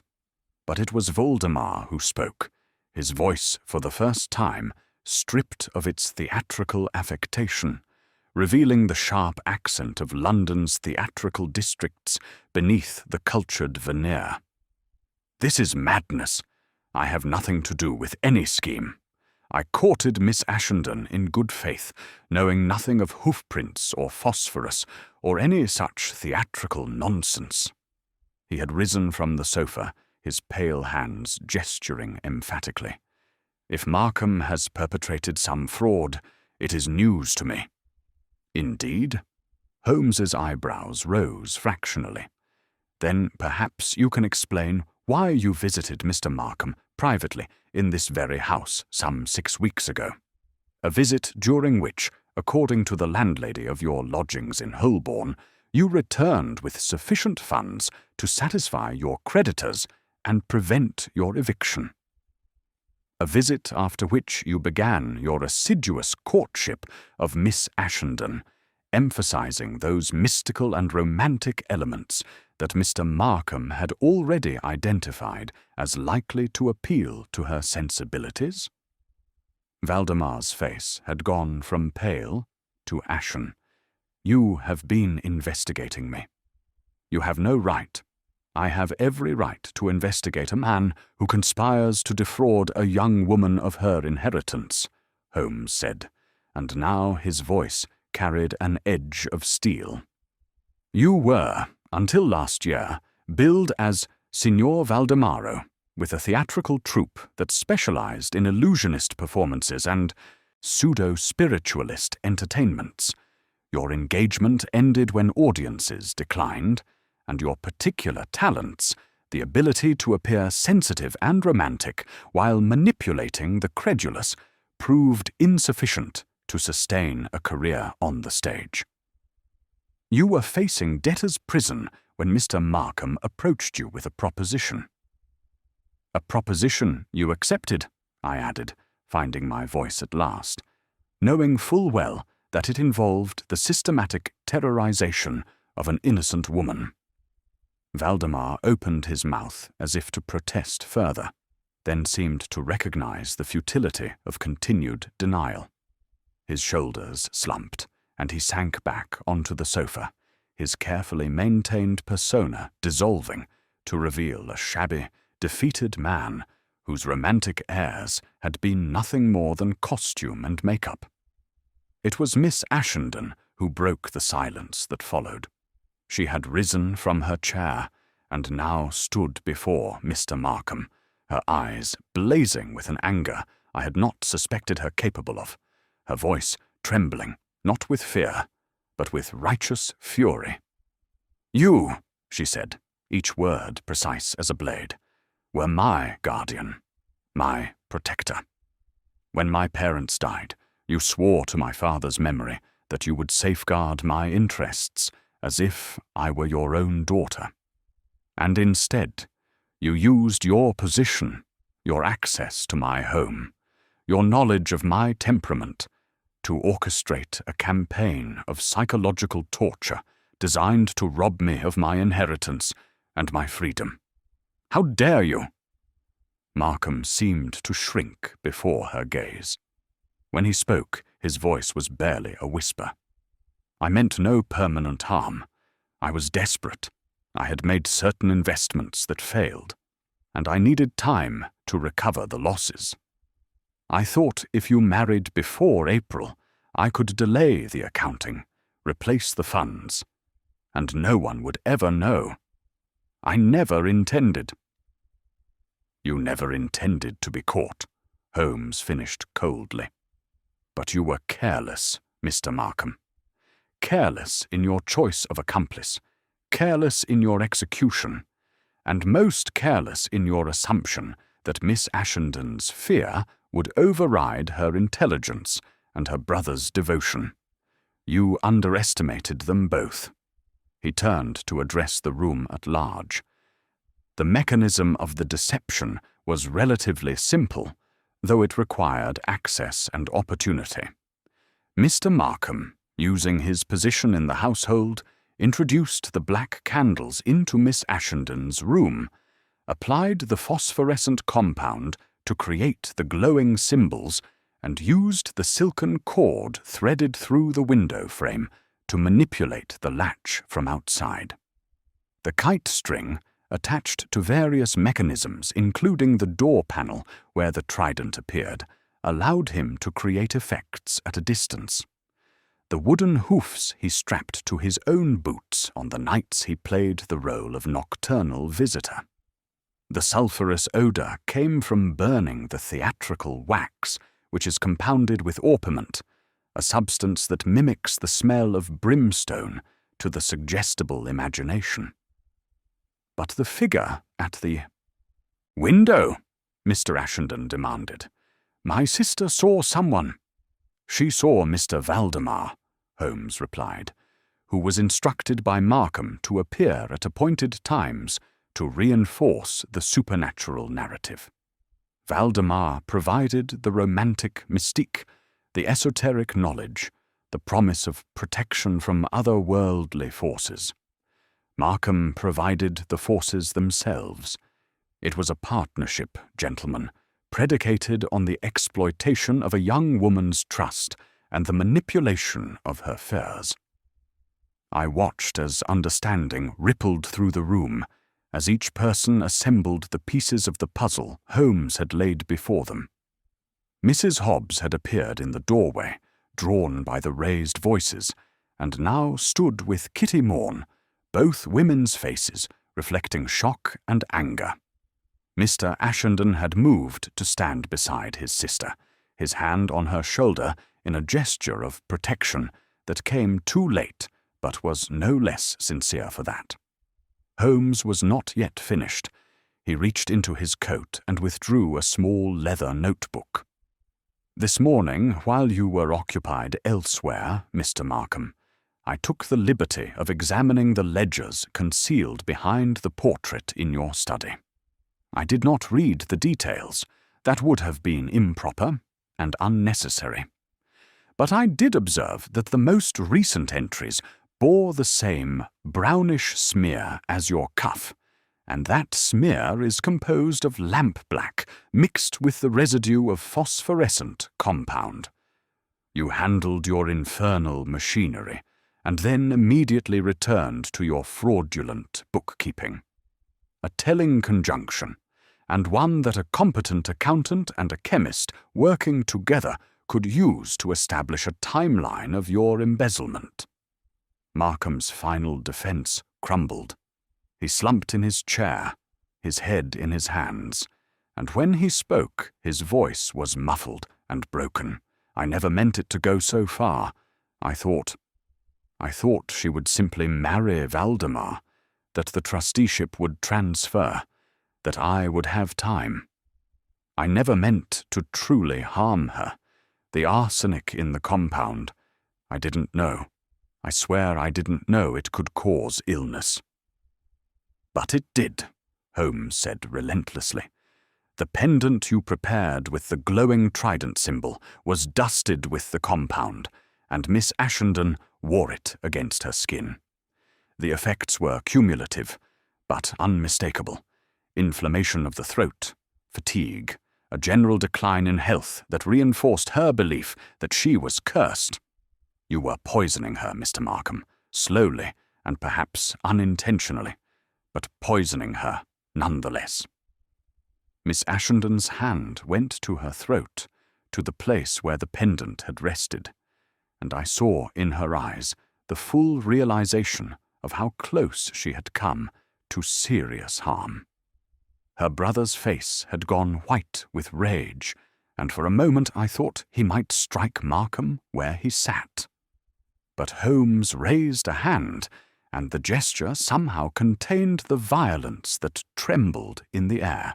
There is also, Holmes continued, the matter of the maid, Kitty Morn, who was frightened nearly out of her wits by phenomena she could not understand. and who was subtly encouraged by you, Mr. Markham, to remain silent about the strange occurrences she witnessed. You told her to keep strangers out, to report anything unusual to you alone, thereby ensuring that you would be the first to know if your scheme was in danger of exposure. You exploited her fear and her vulnerable position in this household to maintain your deception. Kitty had begun to cry softly, and Mrs. Hobbs put a protective arm around her shoulders. "The poor child," the housekeeper said, her voice thick with anger. "To use her so, it's wicked, that's what it is. Plain wicked." Holmes nodded. "Wicked indeed, Mrs. Hobbs, and now we come to the question of what is to be done. Mr. Markham, you have a choice before you. You may accompany Dr. Watson and myself to Scotland Yard this evening, where you will make a full confession and throw yourself upon the mercy of the court. Or you may force us to bring Inspector Lestrade here to arrest you, which will create a scandal that will envelop not only yourself, but Miss Ashenden and her brother, whose privacy I am inclined to protect if possible." Markham raised his head, his eyes red-rimmed, his face the picture of abject defeat. "I will go," he said hoarsely. "I will confess everything. I ask that you believe I never meant to truly harm Evelyn. I thought only of myself, of my reputation, of avoiding exposure. I was weak and foolish and criminal, but I was not a monster." "You were monster enough," Miss Ashenden said quietly, and in those words I heard both judgment and a strange sort of pity. "You betrayed everything my father trusted you to uphold. But I will not see you hang, Mr. Markham, if confession and restitution can prevent it. I want only to be free of this nightmare, and to reclaim the peace you stole from my home." Holmes turned to Valdemar, who had remained silent during Markham's collapse, his face a mask of calculation as he assessed his own position. "As for you, Mr. Valdemar, or should I say, Valdemaro, you are guilty of conspiracy to defraud, of extortion dressed as courtship, and of causing psychological harm to Miss Ashenden. I strongly advise that you accompany Mr. Markham to Scotland Yard and make your own statement. If you cooperate fully, the courts may view your case with some leniency, recognizing that you were the instrument rather than the architect of this scheme. If you do not, I shall ensure that Inspector Lestrade receives a complete account of your activities, and I assure you that he will pursue you with the full vigor of the law. He is not," Holmes added with a faint smile, "particularly impressed by theatrical performances." Valdemar rose slowly, his movements those of a man in a dream, or perhaps a nightmare from which he has just awakened. "I will go," he said simply. "I have nothing left to lose." The practical business of dismantling the machinery of deception occupied the next hour. Holmes supervised as Mrs. Hobbs and Kitty, armed with bucket and brush and a righteous determination, scrubbed away the traces of phosphorescent compound from door panels and window frames, and anywhere else the glowing symbols had appeared. The black candles were collected and burned in the kitchen fire, their acrid smoke a final exorcism of the fear they had engendered. The hoof-prints in the garden path were obliterated with fresh gravel. The various theatrical devices, the moulds, the string, the glue, were gathered and would be presented as evidence at the appropriate time. Miss Ashenden sat at her pianoforte during these proceedings, and as the house was gradually restored to normalcy, she began to play. It was the same Chopin etude I had heard upon our arrival, but now it sounded different. Not melancholy, but contemplative. Not fearful, but thoughtful, as though she were working through her experience and emerging on the far side of it, transformed. I found myself deeply moved by her resilience, by the strength of character that had sustained her through terrors that would have broken a weaker spirit. When at last the house had been cleansed of its Gothic trappings, Holmes, Markham, Valdemar, and I prepared to depart for Scotland Yard. Mr. Ashenden accompanied us to the door, his gratitude evident in his firm handshake and the moisture in his eyes. "Mr. Holmes," he said, "I cannot adequately express my thanks. You have saved my sister from ruin, financial, psychological, and perhaps even physical. We are forever in your debt." "Your sister saved herself," Holmes replied. "I merely provided the evidence to support what her intelligence had already begun to suspect. She is a remarkable young woman, Mr. Ashenden. See that she is given the freedom to develop her talents without interference or exploitation." We descended into the fog, which had thickened to an almost palpable presence, transforming the London streets into a maze where lamps glowed like distant stars, and the familiar became strange. Markham and Valdemar sat in silence during the cab ride to Scotland Yard, each man lost in contemplation of the ruin he had brought upon himself through greed and desperation. I found myself reflecting on the nature of evil, not the Gothic evil of demons and supernatural forces, but the banal human evil of betrayal and exploitation, which in its way is far more terrible because it is so commonplace. Inspector Lestrade received us with his characteristic mixture of skepticism and grudging admiration for Holmes's methods. The statements were taken, the evidence presented, the formal machinery of justice set in motion. It was near midnight when Holmes and I finally returned to Baker Street, both of us exhausted, but satisfied that we had, in some small measure, restored order to a disordered world. Mrs. Hudson had left cold supper for us, but Holmes waved it aside in favor of his pipe and his armchair. He sat in silence for a long while, staring into the dying fire, his lean face thoughtful in the flickering light. "You are troubled, Holmes," I ventured at last. "Surely the case is concluded satisfactorily?" "The case is concluded," he agreed, "but I find myself thinking of Miss Ashenden, of how easily even an intelligent, educated person can be manipulated when fear is applied with sufficient skill." Markham understood this.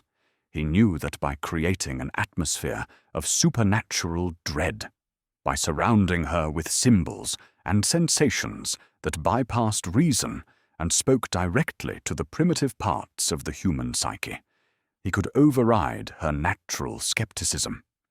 It is a powerful technique, Watson, and a dangerous one. "But reason triumphed in the end," I said. "Did it?" Holmes turned to face me, his grey eyes serious. "Or did it merely survive? Miss Ashenden will recover, I have no doubt. But she has learned a hard lesson about the world, that those we trust may betray us, that appearances can deceive, that evil wears many masks. These are valuable lessons, perhaps, but they exact a price." I had no answer for him. Instead, I rose and poured us both a measure of brandy, and we sat together in companionable silence as the fire died to embers and the great city beyond our windows settled into its restless sleep. Outside, the fog pressed against our windows like a living thing, obscuring the world beyond, transforming the familiar into mystery. And yet, inside our rooms, there was light and warmth and the certainty of reason, a small fortress against the darkness, maintained by the brilliant, eccentric man who had made it his life's work to banish shadows and reveal the mundane machinery that creates them. As I prepared for bed, I reflected that if demons do indeed walk the earth, they do so in human form, and that the greatest evil is not that which breaks natural law, but that which perverts human trust and exploits human weakness.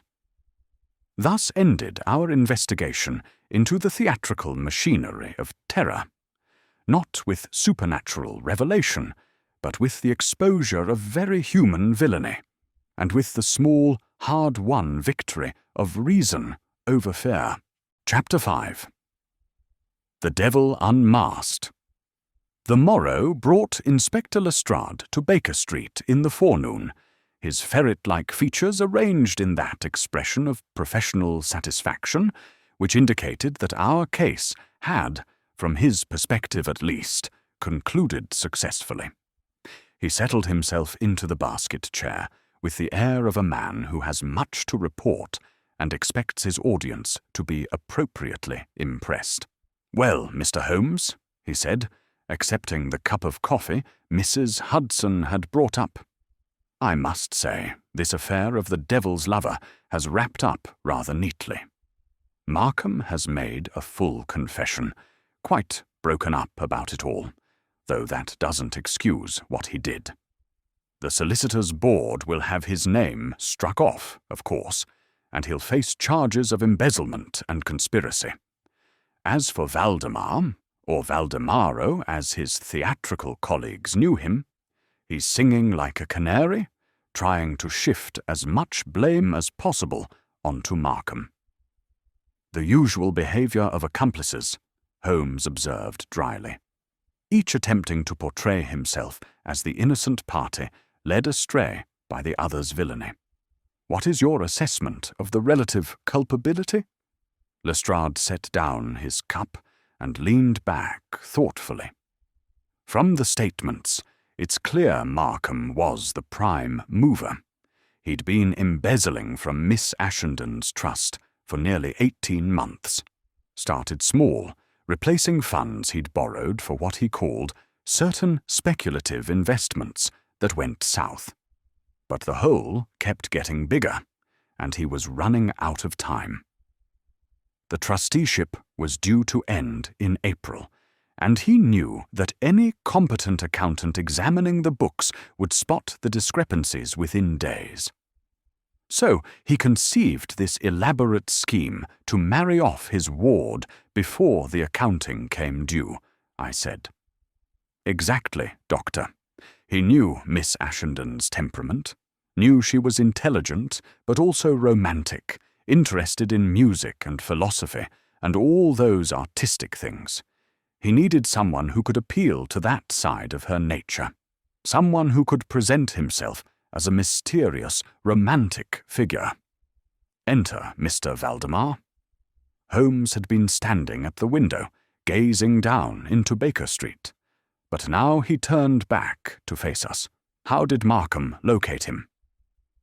"Through a mutual acquaintance in the theatrical world.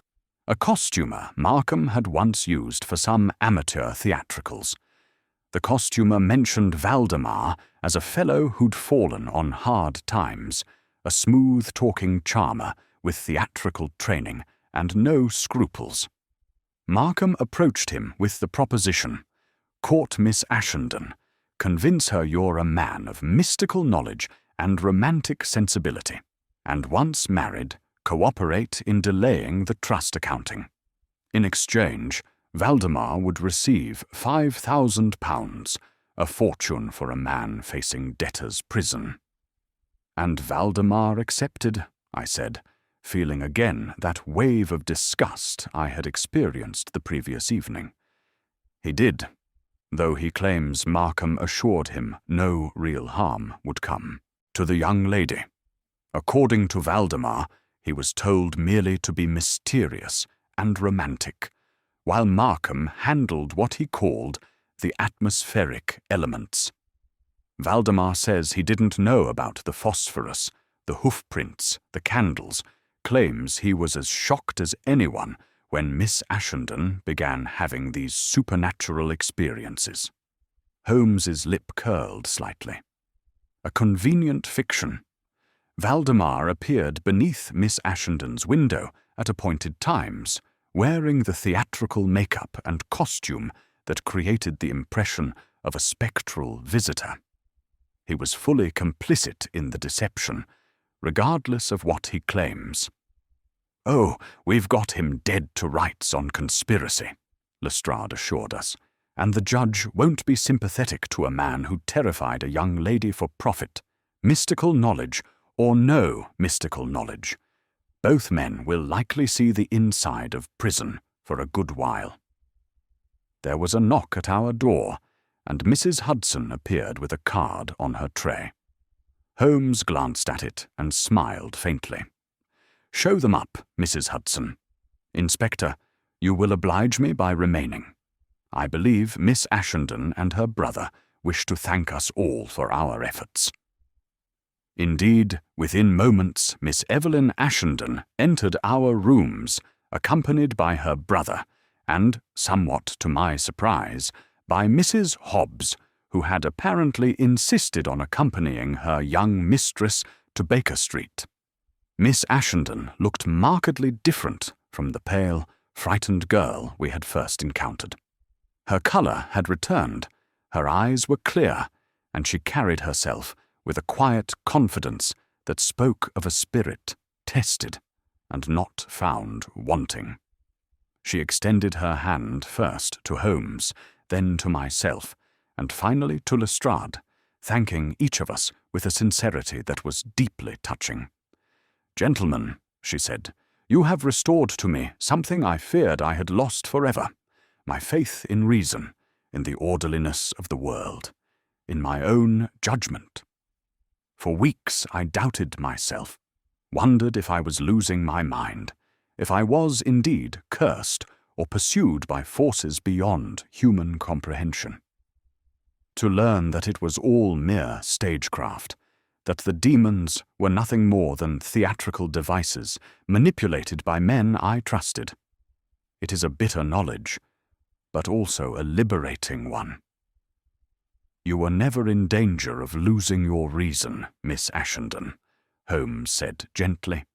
"You were subjected to a systematic campaign designed by someone intimately familiar with your circumstances and temperament. The fault lies not with you, but with those who exploited your trust. Nevertheless," she continued, "I am grateful beyond measure. My brother tells me you refused any payment for your services." "The satisfaction of exposing fraudulent mysticism is payment enough," Holmes interrupted. "I have a particular distaste for those who prey upon others' fears and credulity. Though I confess," he added with a faint smile, "I should be pleased to attend one of your performances, should you continue your musical pursuits." Miss Ashenden's face lit with genuine pleasure. "Then you shall have a place of honour when I give my first public recital, Mr. Holmes, and you as well, Dr. Watson, for I understand from my brother that you have chronicled many of Mr. Holmes's cases. Perhaps someday you will write about this one. I should like people to know that even the most frightening supernatural phenomena can be explained by reason and investigation." "I shall certainly consider it," I said, though privately I wondered how I could do justice to the psychological complexity of the case, the interplay of fear and trust, of Gothic atmosphere and prosaic crime, of human weakness and human resilience. Mr. Cyril Ashenden stepped forward then, his face grave. "Mr. Holmes, I have been giving considerable thought to the question of the trust. Mr. Markham's crimes have left my sister's financial affairs in some disarray. Would you be willing to recommend a new trustee? Someone of unimpeachable integrity who could sort out the mess and ensure that Evelyn's inheritance is properly protected until she comes of age?" Holmes considered for a moment, then nodded. "I can recommend several solicitors of excellent reputation, But I would suggest, Mr. Ashenden, that given your sister's intelligence and strength of character, you might consider allowing her greater involvement in the management of her own affairs.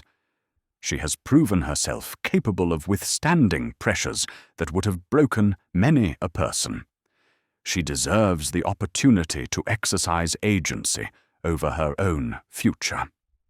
Miss Ashenden's eyes met Holmes's, and in that moment I saw pass between them an understanding that transcended words, a recognition of kindred spirits, perhaps, both possessed of minds that valued reason above sentiment, clarity above comfort.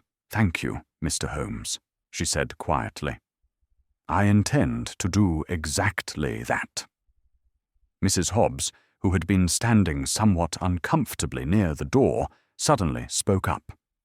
"Begging your pardon, sirs, but I've brought something I thought you might like to see." She produced from her capacious bag a small leather journal. This was found in Mr. Markham's study, tucked behind a loose panel. It's his diary, like recording all his doings. I thought it might be useful for the prosecution. Lestrade took the journal eagerly, leafing through its pages with growing satisfaction. "This is excellent, Mrs. Hobbs. It documents everything. The purchases, the planned effects, even his meetings with Valdemar. With this and the physical evidence Mr. Holmes collected, the case is absolutely watertight." As our visitors prepared to take their leave, Miss Ashenden paused at the threshold and turned back to Holmes. "Mr. Holmes, may I ask you something? When did you first suspect Mr. Markham?" Holmes smiled that enigmatic smile of his. "From the very beginning, Miss Ashenden. Or rather, I should say that from the beginning I suspected everyone, which is my invariable custom. But certain details drew my attention to your guardian specifically. First, the theatrical nature of the effects suggested someone with knowledge of stagecraft, but not a professional theatrical person. The execution was too clumsy, too literal. A true illusionist would have been more subtle. This suggested an amateur who had purchased effects but did not fully understand their optimal deployment. Second, the timing. The phenomena began shortly after your 21st birthday became imminent, precisely when pressure would be mounting on anyone who had misappropriated trust funds. Third, Mr. Markham's behavior when we first met exhibited subtle signs of anxiety, the verbal emphasis on the propriety of consulting police rather than a private detective. The faint scent of verbena cologne, which I later discovered, was used to mask the chemical odors from his theatrical supplies, and the brownish smear on his cuff, which proved to be phosphorescent compound. Finally, there was the question of access and opportunity. The phenomena occurred within your home, in areas to which an outsider would have limited access. Mr. Valdemar might have engineered the outdoor manifestations, the figure at the window, for instance. But the candles in your room, the symbols on your door, the pendant placed upon your instrument. These required someone who moved freely through the house, who would not be questioned if seen in the corridors at odd hours. Your guardian fit that description perfectly. "Yet you did not accuse him immediately," she observed. "Evidence, Miss Ashenden. Suspicion is useless without evidence. I needed to establish the mechanism of the deception, to trace the materials to their source, to connect Mr. Markham definitively to the theatrical supplies. Only then could I present a case that would withstand scrutiny. The demonstration with the phosphorescent compound was designed to make the accusation irrefutable, to show not only that such effects were possible, but that Mr. Markham had the specific materials upon his person and in his study. She nodded slowly. You have taught me a valuable lesson, Mr. Holmes, that reason must be patient, that conclusions must wait upon evidence, that the truth reveals itself only to those who observe carefully and without prejudice. I could wish for no more attentive pupil, Holmes replied with a slight bow. When they had gone, and Lestrade shortly after, Holmes returned to his chair with a satisfied expression. He filled his pipe, lit it, and sent a cloud of aromatic smoke toward the ceiling. The fog had finally lifted, and weak November sunlight streamed through our windows, illuminating the familiar disorder of our sitting room, the chemistry apparatus, the stacks of newspapers, the violin case, all the comfortable clutter of our bachelor establishment. "Well, Watson," he said at length, "another case concluded. The devil has been unmasked and revealed to be nothing more than a dishonest solicitor with a theatrical supplier's catalogue. Rather anticlimactic when one considers the Gothic apparatus that was deployed." "Yet instructive, surely," I replied. "The case demonstrates how easily fear can be manufactured, how vulnerable we all are to suggestion when it is skillfully applied." "Indeed. And it demonstrates something else as well, that the greatest evils are often perpetrated not by monsters, but by ordinary men who convince themselves that their crimes are justified by circumstance. Markham did not set out to be a villain. He made poor investments, then worse decisions in attempting to conceal them, and finally descended into a web of deception and manipulation that nearly destroyed an innocent woman. It is a pattern I have observed many times in my work."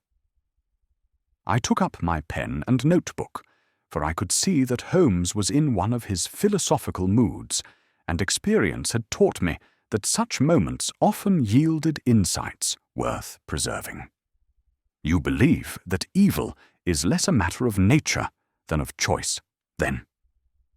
Holmes considered the question, his pipe smouldering forgotten in his hand. "I believe that most men are capable of both great good and great evil, and that the difference lies in the choices they make when faced with difficulty. Markham chose to save himself at the expense of his ward. He chose deception over honesty, manipulation over confession. And in making those choices, he transformed himself from a respected solicitor into a criminal who terrorized a young woman for profit. That transformation was not inevitable. It was the cumulative result of choices, each one seeming small and justifiable at the time, until he found himself trapped in a web of his own weaving.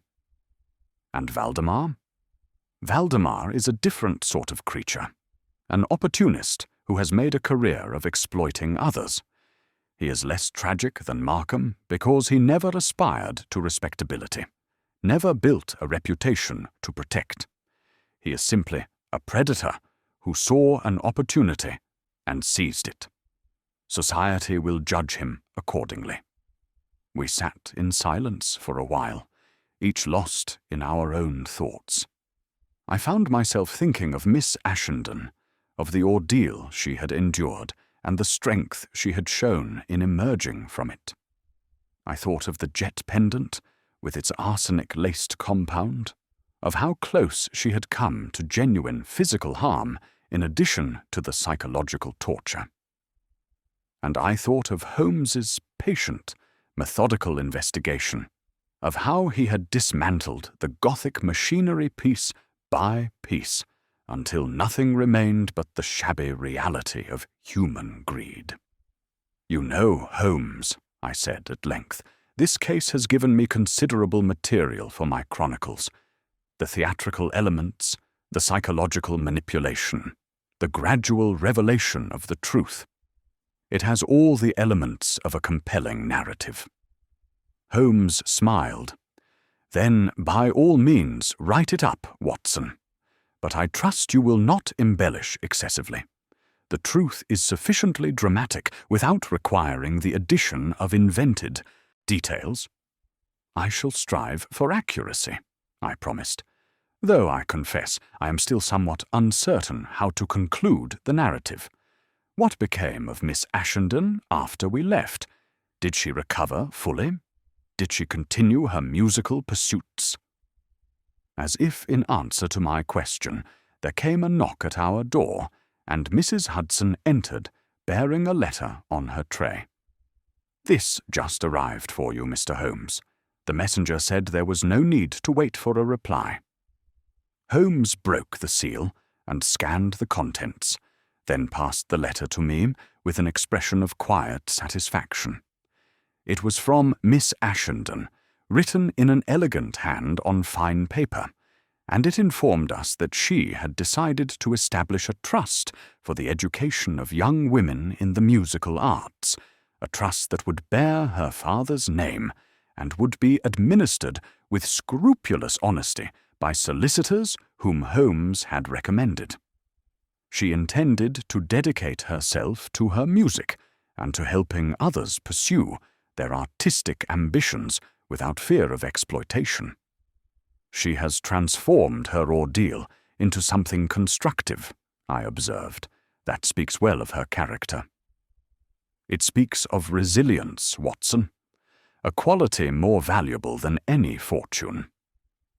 Miss Ashenden has learned that the world can be cruel and deceptive, but rather than allowing that knowledge to embitter her, she has chosen to use it as the foundation for action. She will, I think, live a life of considerable accomplishment and purpose. I folded the letter carefully and returned it to Holmes. Then, perhaps, that is how I should conclude the narrative, with Miss Ashenden not as a victim, but as someone who faced down her demons and emerged stronger for the experience.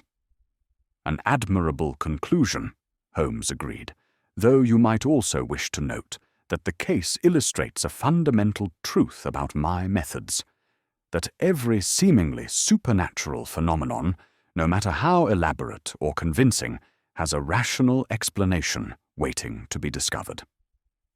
The devil, Watson, is always a man in a costume, and hell is invariably paved not with good intentions, but with the shabby detritus of human weakness, theatrical supplies, embezzled funds, and the ruins of trust betrayed. He rose and moved to the window, gazing down once more into Baker Street, where the afternoon traffic proceeded in its usual chaotic fashion. Hansom cabs, delivery wagons, pedestrians hurrying about their business, all the ordinary machinery of London life. It is a curious thing, he mused, how readily people will believe in supernatural agencies rather than face the mundane truth that evil is human, comprehensible, and preventable.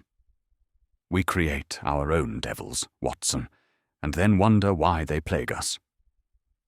But we also possess the tools to banish them, I said, if we have the courage to employ reason rather than surrender to fear. Holmes turned from the window with a smile. Precisely so, my dear fellow. And that, perhaps, is the true moral of our adventure with the Minotaur. Devil's lover. That fear is a powerful weapon, but reason is a more powerful defense. Miss Ashenden discovered that truth, and in doing so, she saved herself far more effectively than any mystical protector could have done. The afternoon wore on, and the weak sunlight faded into the purple dusk of a London November. I began to organize my notes, already mentally composing the narrative that would become this chronicle, selecting details, arranging events, striving to capture not only the mystery itself, but the deeper truths it had revealed about human nature, about fear and manipulation, about trust betrayed, and resilience discovered. Holmes had taken up his violin and was playing that same slow, grave air I had heard him perform before our involvement in the case began. But now it sounded different to my ears, less melancholy, more contemplative, as though the music itself reflected the journey from Gothic mystery to mundane truth, from supernatural terror to human understanding. As he drew the bow across the strings, I reflected on the curious trajectory of the case, how it had begun with all the trappings of penny dreadful sensation, and concluded with the exposure of simple, sordid and human greed. Yet perhaps that very contrast was what made it so instructive, so worthy of preservation in my chronicles. The music ceased, and Holmes set down his instrument with that gentle care he reserved for the few objects he truly valued. He moved to the Persian slipper and extracted his pipe tobacco, filling and lighting his briar with the ritualistic precision that indicated his mind was still working through some final aspect of the case. "You are still pondering something, Holmes," I observed. "Surely there are no loose ends remaining." He settled into his armchair, crossing his long legs and regarding me through the haze of tobacco smoke. "Not loose ends precisely, Watson. Rather, I find myself considering the broader implications of the case. We have exposed Markham and Valdemar, restored Miss Ashenden's peace of mind, and ensured that justice will be served. And yet, I prompted. And yet, I cannot help but wonder how many other such schemes are being perpetrated at this very moment in households across London and beyond. How many guardians are embezzling from their wards? How many fortune hunters are courting heiresses under false pretenses? How many vulnerable people are being manipulated by those they trust? Our success in this case is gratifying, but it represents merely one instance discovered and exposed. For every Markham we unmask, how many others continue their depredations undetected? It was a sobering thought, and one that spoke to the essential melancholy that sometimes overtook my friend when he considered the magnitude of human wrongdoing set against the limited capacity of even the most brilliant investigator to address it. "We can only do what lies within our power," I said gently. "You saved Miss Ashenden. That is no small thing." "No," he agreed, "it is not. And perhaps that is the lesson I should take from this affair, that we address evil not in the abstract, but in the particular, one case at a time, one person at a time. Grand theories about human nature are all very well, but they mean nothing compared to the concrete relief of one young woman freed from the terror that had been systematically inflicted upon her." He fell silent for a moment, then stirred himself and reached for the evening papers that Mrs. Hudson had left on the side table. "Ah, I see the press has gotten hold of the story. Devil's lover unmasked, Guardian's terrible betrayal." They do love their sensational headlines. At least they have had the decency to omit Miss Ashenden's name, referring to her only as a lady of quality whose ordeal has shocked London society. Will she be able to escape the scandal, do you think? With time, yes.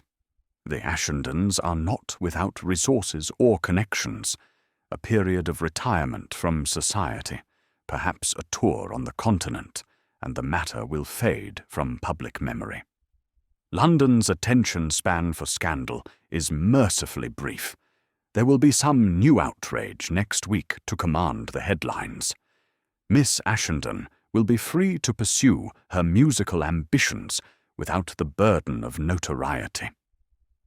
I rose and moved to the window, looking out over the darkening street. The lamplighters were making their rounds, bringing small islands of illumination to the gathering gloom. It was a scene I had observed countless times from this very spot, and yet it never lost its power to move me. This nightly ritual of pushing back the darkness, of maintaining civilization's fragile defenses against chaos and uncertainty. "Holmes," I said, "there is one aspect of the case I have not yet fully understood. The psychological effect of the phenomena on Miss Ashenden. Why was it so profound? She is, as we have established, an intelligent and well-educated woman. Why did she not immediately recognize the staged nature of the events?" Holmes set aside his paper and steepled his fingers in that characteristic gesture. "An excellent question, Watson, and one that touches upon the fundamental psychology of fear and belief. Consider, Miss Ashenden encountered these phenomena not in some neutral context where she might examine them dispassionately, but in her own home, her place of safety and refuge. The violation of that sanctuary was itself deeply unsettling. Moreover, the phenomena were introduced gradually, building upon one another in a carefully constructed progression. First came Valdemar's courtship, which established the context of mystical romance and otherworldly connection. This prepared her mind to interpret subsequent events through a supernatural lens. Then came small, ambiguous occurrences, notes in unlikely places, strange odors, the appearance of the pendant. Each of these might be explained naturally, but collectively they created an atmosphere of unease. Only then came the more overt manifestations, the hoof-prints, the glowing symbols, the tapping at the window. By this point, Miss Ashenden's interpretation framework had been thoroughly compromised. She was primed to see supernatural agency where a more skeptical observer might have recognized stagecraft. And finally, there was the element of isolation. She confided primarily in her brother, who shared her fear, and in her guardian, who was, of course, the architect of her terror and who subtly reinforced her supernatural interpretations. So, the power of the deception lay not in any single element, but in their cumulative effect. Precisely. It is the same principle employed by spiritualist mediums and other fraudulent mystics. They create an environment, physical, psychological, and social, in which rational skepticism becomes increasingly difficult to maintain. The human mind, Watson, is remarkably susceptible to suggestion when conditions are properly arranged. We like to believe ourselves rational creatures, governed by logic and evidence, but in truth, we are far more influenced by context, expectation, and emotion than we care to admit. I returned to my chair, considering this observation. Then Miss Ashenden's susceptibility was not a weakness, but simply a manifestation of human nature. Indeed, she is no more susceptible than any other intelligent person subjected to a systematic campaign of psychological manipulation. The true weakness, if we must assign one, lies not with the victim, but with those of us who fail to recognize how easily such manipulation can be accomplished. We dismiss those who fall prey to such schemes as credulous fools, when in fact most of us would respond similarly under the right conditions. A humbling thought, but a valuable one. It reminds us that vigilance and skepticism must be actively cultivated, that we cannot rely solely on our native intelligence to protect us from deception. This is why I maintain my strict discipline of observation and deduction, Watson. It is not merely a professional necessity, but a defense against the countless subtle ways in which our perceptions can be manipulated. The clock on the mantelpiece struck 7, its chime resonating through the comfortable disorder of our rooms. Mrs. Hudson appeared shortly thereafter to announce that dinner was served, and we made our way down to enjoy one of her excellent meals, roast beef with Yorkshire pudding, if memory serves, accompanied by a decent claret from our modest cellar. Over dinner, our conversation turned to other matters, cases past and present, mutual acquaintances, the political situation on the continent. Yet my mind kept returning to the Ashenden case, to the elegant simplicity of its solution and the complexity of its psychological dimensions. I found myself already composing sentences in my head, anticipating the satisfaction of setting down this narrative in permanent form. It was only later, as we sat once more in our armchairs with brandy and tobacco, that Holmes returned to the subject. "You know, Watson, there is one element of this case that I have not yet mentioned, because it does not bear directly on the criminal aspects, but which I find nonetheless significant." "What is that?" "The choice of symbolism employed by Markham. The trident, the cloven hoofs, the sulphurous smells, all drawn from Christian mythology of the devil. It suggests that Markham, despite his criminal behavior, retained some residual belief in, or at least familiarity with, religious symbolism. He chose these particular images not at random, but because they carried psychological weight, because they resonated with deep-seated cultural fears about damnation and demonic possession." "You think he was himself influenced by the imagery he exploited?" "I think," Holmes said slowly, "that there is a certain irony in a man employing the devil's symbols to accomplish his own decidedly unsupernatural crimes. It suggests a failure of imagination, or perhaps a failure of courage. Markham could not face the mundane reality of his embezzlement and its consequences, so he constructed an elaborate Gothic fantasy in which he played the role of supernatural agent. In doing so, he perhaps found a way to distance himself from the human cost of his actions. It was not he, Felix Markham, the trusted guardian, who was terrorizing his ward. It was the devil, an impersonal force of evil for which he was merely the conduit. A form of self-deception, then? Precisely. We deceive others, but in doing so, we often deceive ourselves most thoroughly of all.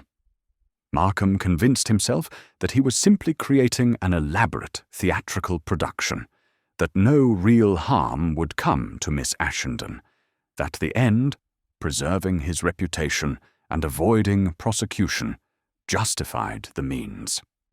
It was only when confronted with the concrete evidence of what he had done, only when forced to see his actions reflected in Miss Ashenden's face, that the self-deception collapsed, and he was compelled to acknowledge the truth. I nodded slowly, finding in Holmes's analysis a truth that extended far beyond this particular case. Then the real devil in this affair wasn't Markham himself, but rather the capacity for self-deception that allowed him to rationalize progressively more harmful actions. Well said, Watson. The devil, in the end, is simply the name we give to that aspect of human nature that allows us to harm others while convincing ourselves we are justified in doing so. It is far more terrifying than any supernatural entity could ever be, precisely because it is so commonplace, so accessible to ordinary people under the right circumstances. The evening wore on, and gradually our conversation turned to lighter matters. Holmes played a few more pieces on his violin, some Bach, if I recall correctly, and a lively Irish air that seemed entirely at odds with the Gothic atmosphere in which we had been immersed for the past several days. I made further notes for my chronicle, capturing the small details and observations that might otherwise be lost to memory.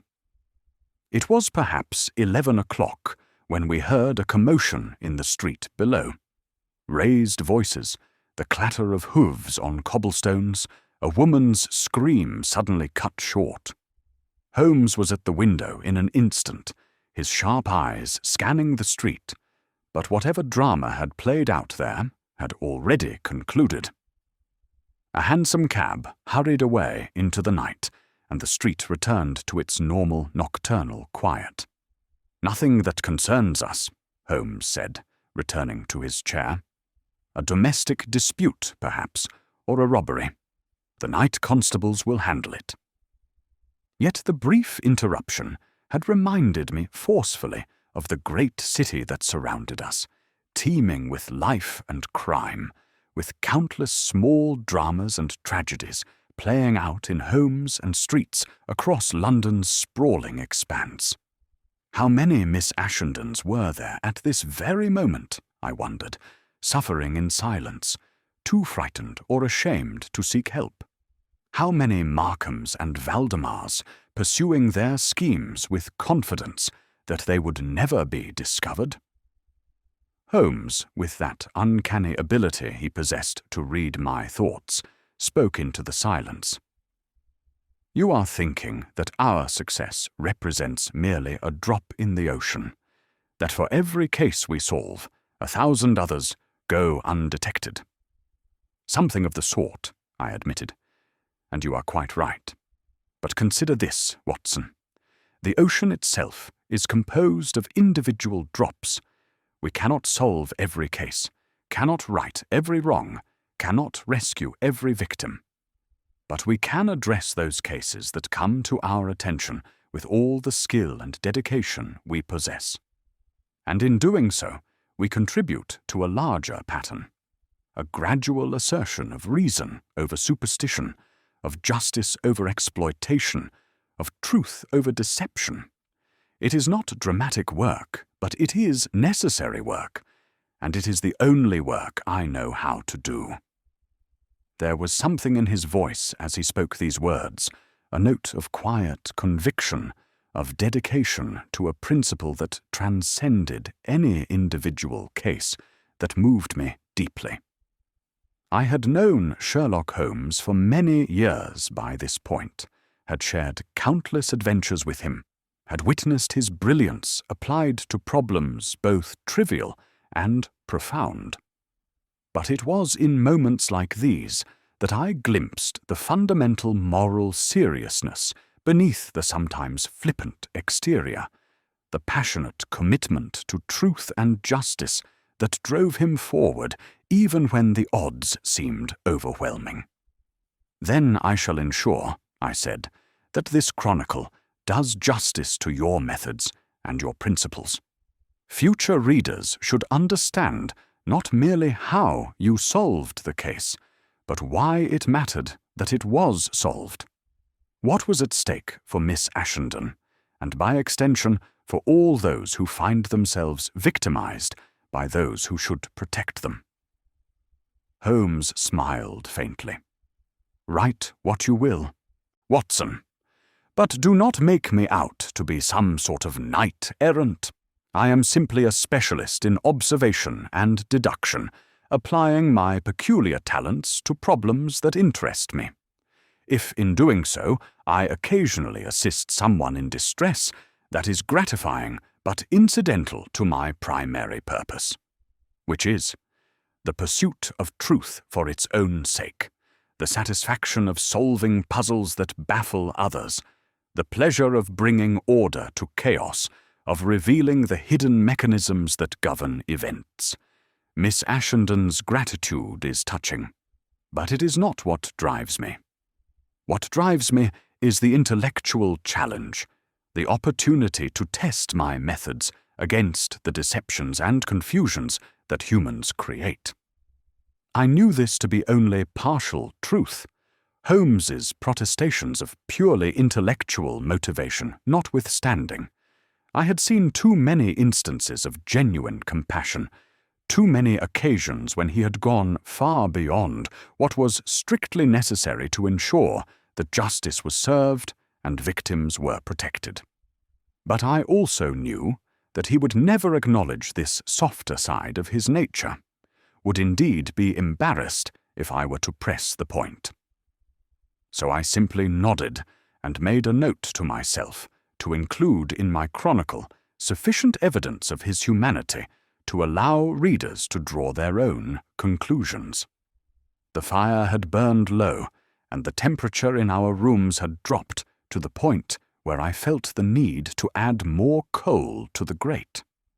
As I performed this domestic task, I found myself thinking about the structure of the narrative I would write, how to balance the Gothic atmosphere with the rational solution, how to present the clues fairly without making the solution too obvious, how to capture the psychological complexity of the case while maintaining narrative momentum. "Holmes," I said, returning to my chair, "when I write this up, should I include the detail about the arsenic in the phosphorescent compound?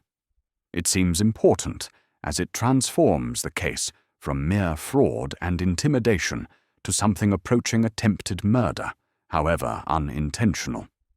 Holmes considered this carefully. "Yes, include it.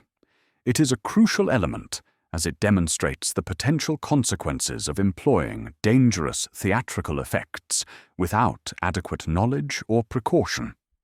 Markham may not have intended to poison Miss Ashenden, but his carelessness in this regard reveals the essential callousness of his scheme. He was so focused on achieving his goal that he failed to consider, or chose not to consider, the physical harm he might inflict. It also explains Miss Ashenden's symptoms, the fatigue, the inflammation of the throat, the general decline in health that made her more susceptible to the psychological elements of the campaign. Indeed, the physical effects reinforced the psychological ones in a particularly insidious way.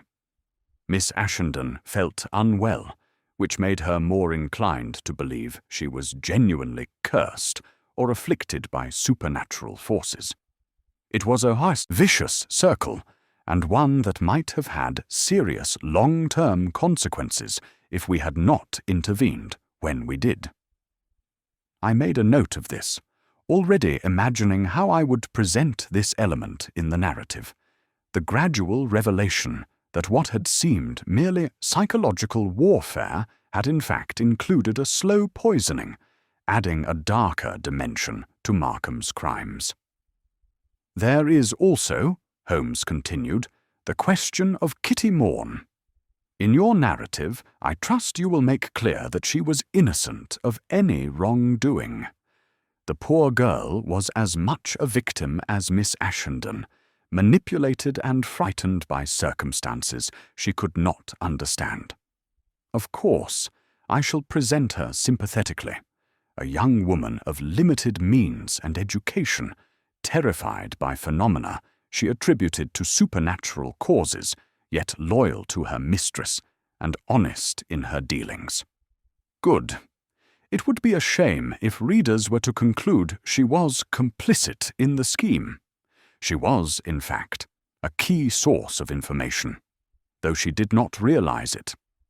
Her nervousness, her evident fear, her careful attention to Mr. Markham's instructions, all of these pointed toward someone who was witnessing something alarming, but who lacked the framework to interpret what she saw.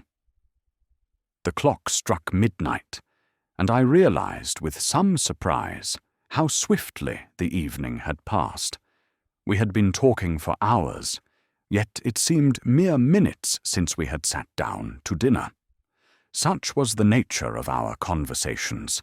Time seemed to compress when Holmes was in an expansive mood, when he was willing to discuss not merely the mechanics of a case, but its broader implications and meanings. "I should let you retire," I said, rising from my chair. "You must be exhausted after the exertions of the past several days. Holmes waved a dismissive hand. "I am never tired when a case has concluded successfully, Watson. My mind is too active, too full of thoughts and observations that demand to be processed. I shall likely spend another hour or two with my chemistry, or perhaps with my index of criminal cases. You, however, should sleep. You have been an invaluable companion throughout this affair, and you deserve rest."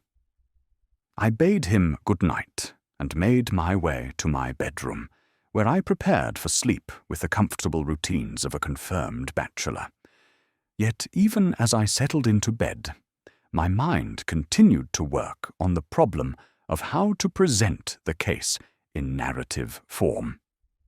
I saw already the structure it would take. 5 chapters, perhaps, beginning with the mysterious consultation and ending with the unmasking of the criminals and the restoration of Miss Ashenden's peace. I would call it The Adventure of the Devil's Lover, I decided, a title that captured both the Gothic atmosphere and the ultimate revelation that the devil in question was merely human. And I would present it as I had presented so many of Holmes's cases, as a demonstration of the power of rational investigation to penetrate even the most elaborate deceptions. As I drifted toward sleep, I found myself thinking one final time of Miss Evelyn Ashenden, of her courage in the face of systematic terror, of her dignity in confronting her betrayers, of her determination to transform her ordeal into something constructive and meaningful. She had faced down her demons, both literal and figurative, and had emerged stronger for the experience. In a sense, I reflected drowsily, that was the true moral of the case.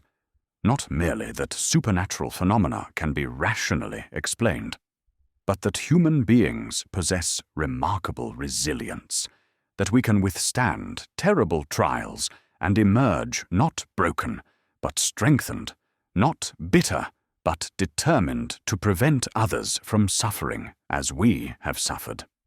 It was a hopeful thought, and one that accompanied me into sleep, where I dreamed not of hoof-prints and glowing tridents, but of a young woman seated at her pianoforte, playing not the melancholy etude of our first encounter, but something bright and triumphant, a celebration of reason's victory over fear, of truth's triumph over deception, of the human spirit's capacity to heal and grow even after the most profound betrayals. Some weeks after the conclusion of the case, I received a letter from Mr. Cyril Ashenden informing me that his sister had indeed given her first public recital, performing to great acclaim at the Wigmore Hall. The audience, he wrote, had been entranced by her playing, and several prominent critics had noted the emotional depth and maturity of her interpretations. There had been no scandal, no whispered rumors about devils and demons, merely appreciation for a talented young musician embarking upon what promised to be a distinguished career. The letter included an invitation to a private musical evening at the Ashendens' new residence in Hampstead. They had, understandably, chosen to leave the house in Campden Grove and establish themselves in quarters unburdened by painful associations. Holmes and I accepted the invitation, and on a pleasant evening in May we found ourselves once again in Miss Ashenden's company, though under far happier circumstances than our previous encounters. She greeted us warmly, her transformation from the frightened girl we had first met quite complete. She was confident, composed, and radiantly happy, not with the brittle cheerfulness of one trying to convince herself that all was well, but with the genuine contentment of someone who has faced darkness and found her way back to the light. After she had played for us, Chopin again, but also Schumann and a piece by a modern composer whose name I confess I have forgotten. She drew Holmes aside for a private conversation. I could not hear what passed between them, but I saw her take his hand in both of hers, saw the expression of gratitude and respect on her face, and saw Holmes respond with that rare, genuine smile that he reserved for those few people who truly understood the nature of his work and its importance. Later, as we made our way back to Baker Street through the soft spring evening, I asked Holmes what Miss Ashenden had said to him. "She thanked me," he replied simply, "and she told me something I found quite interesting. She said that the experience, terrible as it was, had taught her something valuable.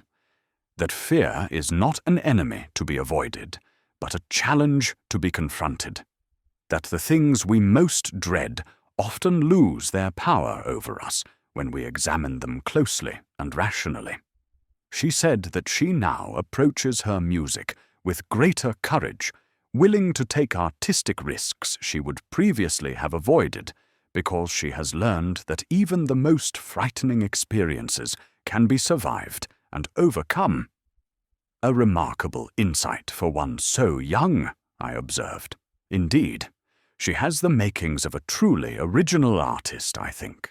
She has been tested by fire and has emerged refined rather than destroyed. That is no small achievement." We walked on in companionable silence, two old friends comfortable with each other's company, needing no words to fill the space between us.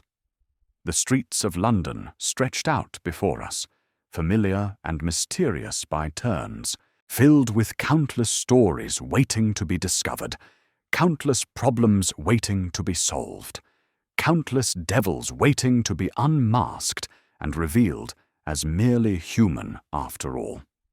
And as we walked, I reflected that this was perhaps the greatest gift Sherlock Holmes had to offer, not merely the solution to individual mysteries, but the demonstration that reason and courage, properly applied, could triumph over any darkness, could penetrate any deception, could rescue any victim from whatever demons, real or imagined, might pursue them. The fog had lifted. The devil had been unmasked. And somewhere in Hampstead, a young woman was playing her pianoforte, filling her new home with music rather than fear, creating beauty where once there had been only terror.